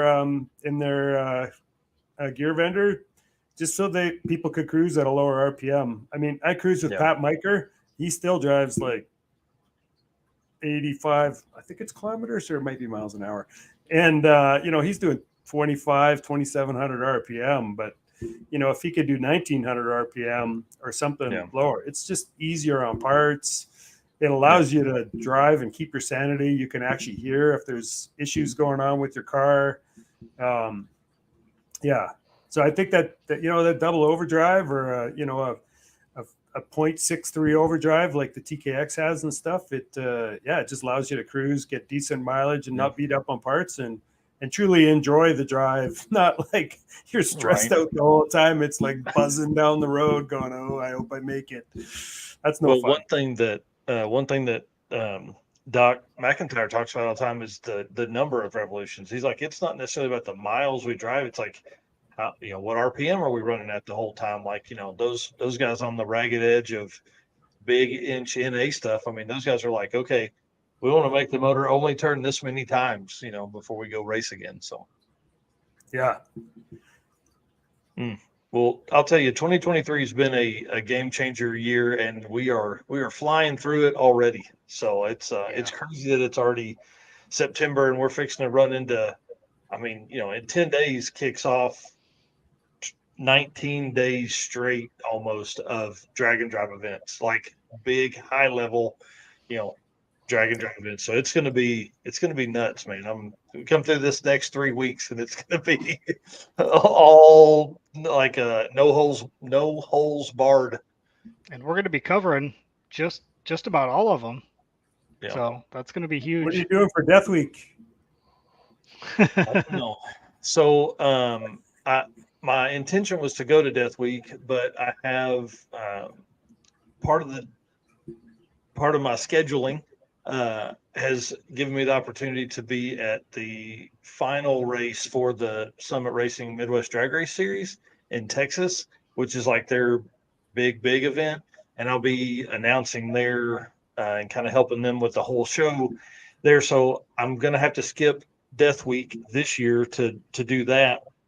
So instead of that, I'm going to go to Southeast Street and eat. So that way I'm right there front and center as we end the season with, and I'll have all the math prepared for that event, and then should be able to. I don't know if I want to name the winner after that, or we may just go silent for 3 weeks until we have the awards and not let anybody know. They'd have to do the math on their own, So I think that's the way to go for sure. Yeah, and we'll do as much as we can to help you, tell you what's going on, and take lots of pictures. And I got to say, I still suck with the social media part, mainly because I'm either under my car adjusting shit or fixing stuff. But I got to get better at doing some more videoing, and so we can share it and communicate. Yeah, certainly. How it's going, because that's going to be an awesome, epic trip. Epic. 10 days, 2,000 miles of some of the coolest part of the country ever. That's and this. We get through this year. He's going to learn all the stuff of what to do, how to do it for that event.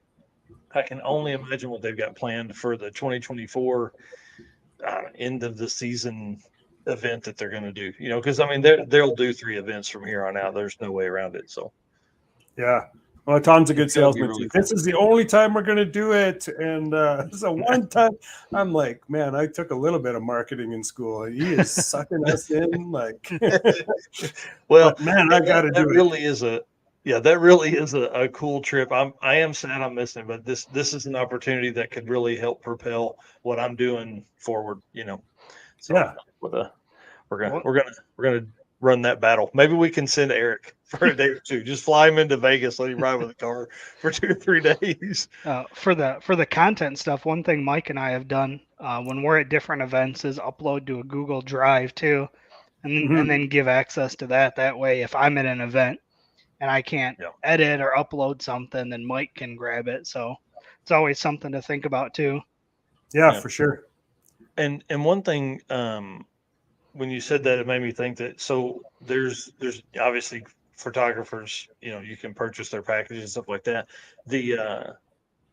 I think we're going to begin to see some like videography come into this, not just regular photography, and people be able to purchase, video packages of their passes. And I'll tell you again, that's why I'm backing down the amount of coverage we're going to do from Drag Week, and I'm just going to follow 1 or 2 classes. I'm going to do the leaders of those classes, and then I've got a few select other people that I want to follow, and I'll get other content, but it's not going to be on the level that it was for the last 18 months, where I'm running around trying to get everything all day, and then I end up with 800 videos by the end of the week, and it takes me 6 months to edit them. Yeah. So that is a struggle. Yeah, well, yeah, and that's what's happened with the Drag Week of content from last year. Is like I'm just finally now able to put it out, and that's way too late. Yeah, way early. So, come home from Drag Week, I'll have 2 days here, 3 days here, and then I'll head towards Detroit. All the event there, all of race week. So, all of October essentially is going to be me editing videos. That's all I'm going to do for October. So, well, speaking of Detroit, I have an interesting story that Rich, you might enjoy this a little bit. Your Canada story. Yeah. So last Thursday, a week ago, we left here in Illinois, drove to Michigan to visit my mother-in-law. And typically we just come down around Chicago into Michigan. We're up in Grand Rapids area. Last time we took the UP in around. So this time I'm like, well, we've covered most of Michigan. We haven't been in the Detroit area. And then if we go to Detroit, there's the bridge over to Canada. So we decided that's what we were going to do this time. So we left Thursday, drove up. Friday, we visited my mother-in-law and then drove to Detroit. And then Saturday, we got up and we're going to head over to Canada. So when you fly to another country, you pack your bag, you know what's in your bag. Oh, no. And there's no issues when you go across the border. when you take your car, I was telling Mike this before the show, I couldn't inventory everything that's in my car. You're just used to those items being in there. And my fault was not looking at everything you can and can't take into Canada. So we get to Canada. The first checkpoint is just an officer waving cars through. You know, there's Canada plates going through, and then there's us. So they stop and ask where we're going, what we're doing, and then send us on. And I'm like, wow, that was really easy. That's it. Go across the bridge, pay our toll, stop at the duty-free store, and then we get back in the car, and then we get to customs, and that's where all the line is. So we get in there, we're going through, we get up to the guy, and he goes, you know, do you have any weapons? And I'm like, well, I have a pocket knife that I carry all the time. I don't know if you consider that a weapon. He's like, you know, and then asking me what kind of pocket knife it is, and my wife opens up the center console. She goes, oh yeah, I have a pocket knife in here as well. Oh, and I have pepper spray. And Uh-oh. yeah, and the look on his face was, say what? And it was all of a sudden, it was like, put it on the dash, don't touch it. We held up the line. We got pulled into customs. They had to search the whole car. They pulled, you know, we got out of the car. They were pulling panels off in the trunk. They're opening the hoods. They're looking, I mean, they inspected the whole car. So it was like a 45-minute ordeal because we didn't pay attention that we had pepper spray in the car. Welcome to Canada. Yep. And then I looked it up, and pepper spray is definitely illegal in Canada. Wow. So, definitely Yeah, noted for next time. There's the border crossing that I go through, Sweetgrass. There's a car guy there, and the first time I went through, one of the first time that I run into this guy, I pull up, and the border guard looks at me and he says, "Wait right here. Somebody's got to see you." And this is not what you want to hear at the border. I'm like, Right. oh shit. And this burly guy, tattooed guy, comes up, and I kid you not, it's like he's a 16-year-old girl. He is freaking out. He's like, "Oh my God, this is a GTO from 1320 video." And he's Nova Nate on Instagram. But so I've ran into him twice. The second time I ran into him, there's a lady, and she's going through a routine, you know, where are you going, how long you going to be in the country, you got any weapons, all that kind of stuff. And all of a sudden, here comes Nate, and he literally like bowls her over and pushes her over, and he's like, "Where are you off to, man?" And starts talking. And then when he finally leaves, she comes back, and she's like, "I don't even remember where we were. Just go." and so Bill ran into him. Same thing when he stopped at the U.S. side, just so when he was going to come back, he wouldn't run into any problems. But yeah, Nova Nate, he super cool border guard, and so my experience has been a little better than yours, Eric. Yeah. So do they have to? Well, do they again, open up your trailer cool and go car. through your trailer too, or? They have not yet, actually. What you should do for us Canadians is you actually should go to the Canadian side, kind of inventory, and tell them what you have, so that when you come back, they don't say, "Where'd you get the transmission? Where'd you get the axles?" Lucky for me, my stuff all looks so used and from bouncing down the road for 3,000 miles. They're like, "Yeah, that doesn't look like it's brand new." So far I haven't had any issues, but That's awesome. And Yeah, so again, driving a cool car versus driving a regular car, right. Yeah, so we Yeah, went you get across special treatment. the Ambassador Bridge on the way there, and then we took the Detroit-Windsor Tunnel on the way back. Nice. no, very cool. It was fun overall. I mean, we only got to spend about 4 hours over there. We had basically no cell service as soon as we crossed over, so we were navigating old school just on the map on the GPS and turn here, turn there, but it was still a good time. It was a good experience to go over, and like I said, we spent a couple hours. We had some food and walked the boardwalk and just kind of hung out for a few hours, but definitely was not expecting the pepper spray incident. The full body cavity search. Yeah. Pepper spray. Yeah, and where you crossed, like Bill's place is closer to me than where you crossed in Canada. It's way at the other side, so I'm like northern Montana. Yeah. Nice. Well, Rich, I want to say thanks for coming on tonight, dude. I mean, you really we had a guest fall out because we moved back from Wednesday to Thursday, and you really made our night. We appreciate that. You coming on and spending, a little more than an hour with us here, dude. It's been awesome. Always appreciate time with my race car friends. So yeah, you're very welcome, and really appreciate you guys having me on. It's been awesome. Yeah, thanks. Dude. Well, thanks a bunch. We're going to close this out, and then my wife's texting me that I've got food in there, and it's not going to be warm. But if I say I can talk for 45 minutes, you better get to that then. Yeah.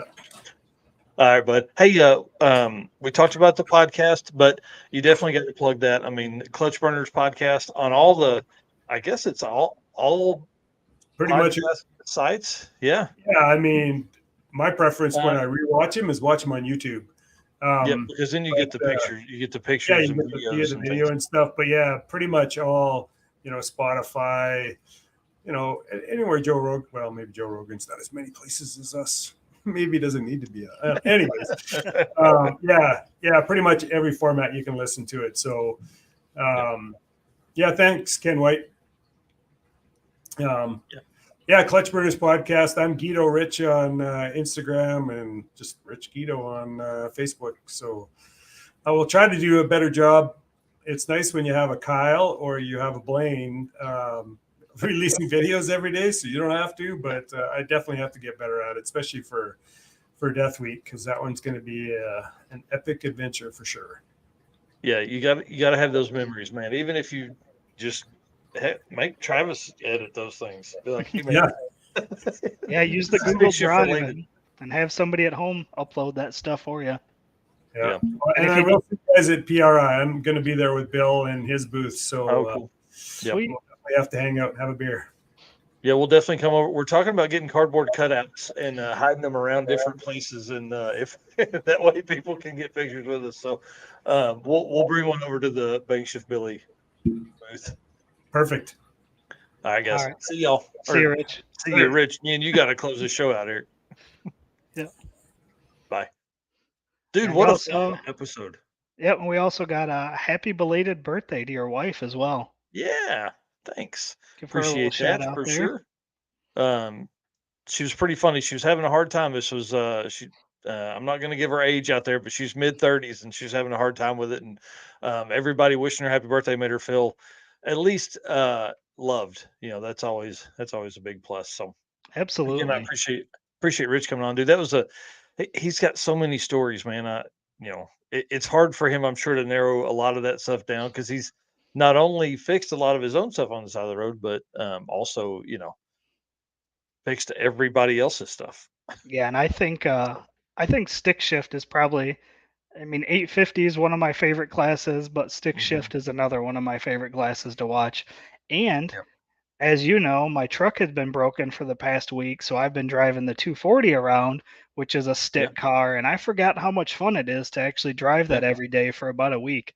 Now, I'm not banging gears down the racetrack, so it's not that much fun, but still banging gears to work is a good time.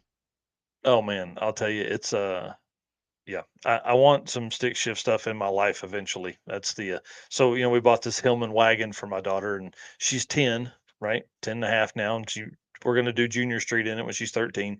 And so the other day we were back in the backyard, and it's outside, of course. And I was like, what do you want to do power plant wise? What are you kind of thinking? Like, do you want like a turbo? Do you want like a manual transmission? Do you want, something kind of like Uncle Steven's car, loud, and or you want something kind of like the old truck, And she's like, I don't know, but I want the thing in the middle that you shift gears with. So I was like, okay, cool. So it'll at least be a little stick car. I think we're probably going to do something simple. Do like a 4-cylinder, 6-cylinder? Yeah, I don't think you can fit a V8 in there. It would be so tight. I don't want to. So, and again, it's going to be her first car. She's, it's going to take some time to put together. So I think just something simple, 4-cylinder, 5-speed, maybe a Miata power plant to get us started, something easy and cheap. Ecotechs I think I can use pretty popular. Ecotech setup would be cool. The hard part is you can really run into, like, you almost need it to be configured rear-wheel drive already, or you're going to spend a ton on an adapter. Yeah. So we've looked at some of the stuff like a EcoBoost. I looked at a 2.3 EcoBoost, thought about that maybe as well. So Or like uh, a 240 stock engine, like a KASR. yeah, yep. You know, those are manual as well. So That would be. I had not put that one on the map as well. I just, I'm a turbo guy. I think it would be fun for that little car to make about 300, oh and so yeah, that should be super easy with anything. So, um, yeah, a V8 would be. I just don't want to fight it to get it in yeah. there, and then the front suspension that would be needed because really it, it's so tight already. I don't want to do too much cutting of the firewall and rebuilding all that stuff. So, Well, and so anyways, we'll see. it's gonna be light and it's gonna be Yeah. a power plant if you put a V8 in it. And for her first vehicle, I think you're smart with going with something Yeah. a little smaller. And there's always opportunities to upgrade down the road, but you don't Well, throw a yeah. turbo on it to start with. You get her driving with it with NA, Yep. and then you slap a turbo on it when she gets a little comfortable, or Yeah. What I think would be a lot of fun is like an EcoBoost setup from buy a wrecked Mustang, pull the mhm. car apart, and then put that in. So I see Danny says I got 5 years. The plan is to race it at race week when she's 13. So we got about 2.5 years to get it ready. Almost three, I guess, right now. So since race week is September, so we have 3 years. I've got to get the cart done, and we're giving that away. This is brand new news that we haven't told anybody. So for the folks that hung out this long, thank you. We're going to give the cart away and a free entry to the circuit 2024. To whoever wins it. So if you're not following Narcoleptic Customs on Instagram, you need to do that. So it's on the lift. Steve and I are going to get a transmission next week, and we're gonna put it back together and have some fun with it. And then that's the goal. We'll probably do a drawing sometime in December for the winter, and then I'll patch up the rest of it, get the car ready to go as best I can, and then in April fly the winner in or have them drive in or whatever, and then they'll take it on the circuit and then go home. So and that'll be weird. And so then after we get the cart running, then it's onto the truck. Then we're gonna pull the little car in and start working on that. So So what's the giveaway? How do they get into that? yeah, it's really simple. So as long as they are a follower on our Instagram, they are entered. So Perfect. there's no purchase, no form to fill out or anything like that. So I've got to look into the newest set of rules for, do they need to be 18 to give it away? If they're a 14-year-old, do I need to give it to their parents? Whatever. Yeah. So I don't know. We'll see. The Narcoleptic Instagram is very small compared to any of our, any mine or your, the Drag and Drive or your stuff. It's pretty small over there, so pretty good odds. I think there's like 2,900 people part of that channel or part of that Instagram page. So we're gonna start putting out a lot more content on it and all that kind of stuff. So But you are I'm coming excited up about it. I'm on, ready to do dumb burnouts in that car. but you're almost to 900,000 total views on YouTube on the Narcoleptic page. Yes, bring it on. So Please. It's only taken 5 years, and we've more than doubled that with Drag and Drive Addiction. So, yep. yep. Hey, guys, thank you so much again. We couldn't do this without everybody out there that likes and follows and shares and comments on all that stuff. That makes it all possible. And the folks surrounding this page here that our sponsors help with all that Summit Racing, Molly, Howard's Cam, Sweet Patina, and Racing Junk. I'm telling you, this next 5 weeks is going to change a lot of what's happening within the community and with us. And we got a lot of growth that is um, that we're currently experiencing. So Yep. so exciting. All right, So cool. That's tune enough. in tune in on Saturday morning at Yeah. 9 a.m. Central Time. And we have Yep. our Yep. So we have moved it back. We will go back to normal time this weekend, 10 a.m. Eastern, for the news on Saturday. Danny Fatka says your food is now cold. Yeah, I Yep. know. I'm trying. So But yeah, so we'll be here for the news. Yep. tune in We'll do Saturday the morning. Built for Drag and Drive segment, Howard's Cam comedy. If you missed it last week, I cut it down to a standalone. It was a bunch of YouTubers that you need to be following for Drag and Drive content. And then, of course, we dig a little deeper on Saturdays into the events. So we'll kind of have some recaps of what we did today, but then we'll have some new insights. So, all right, cool. Bye. See you guys.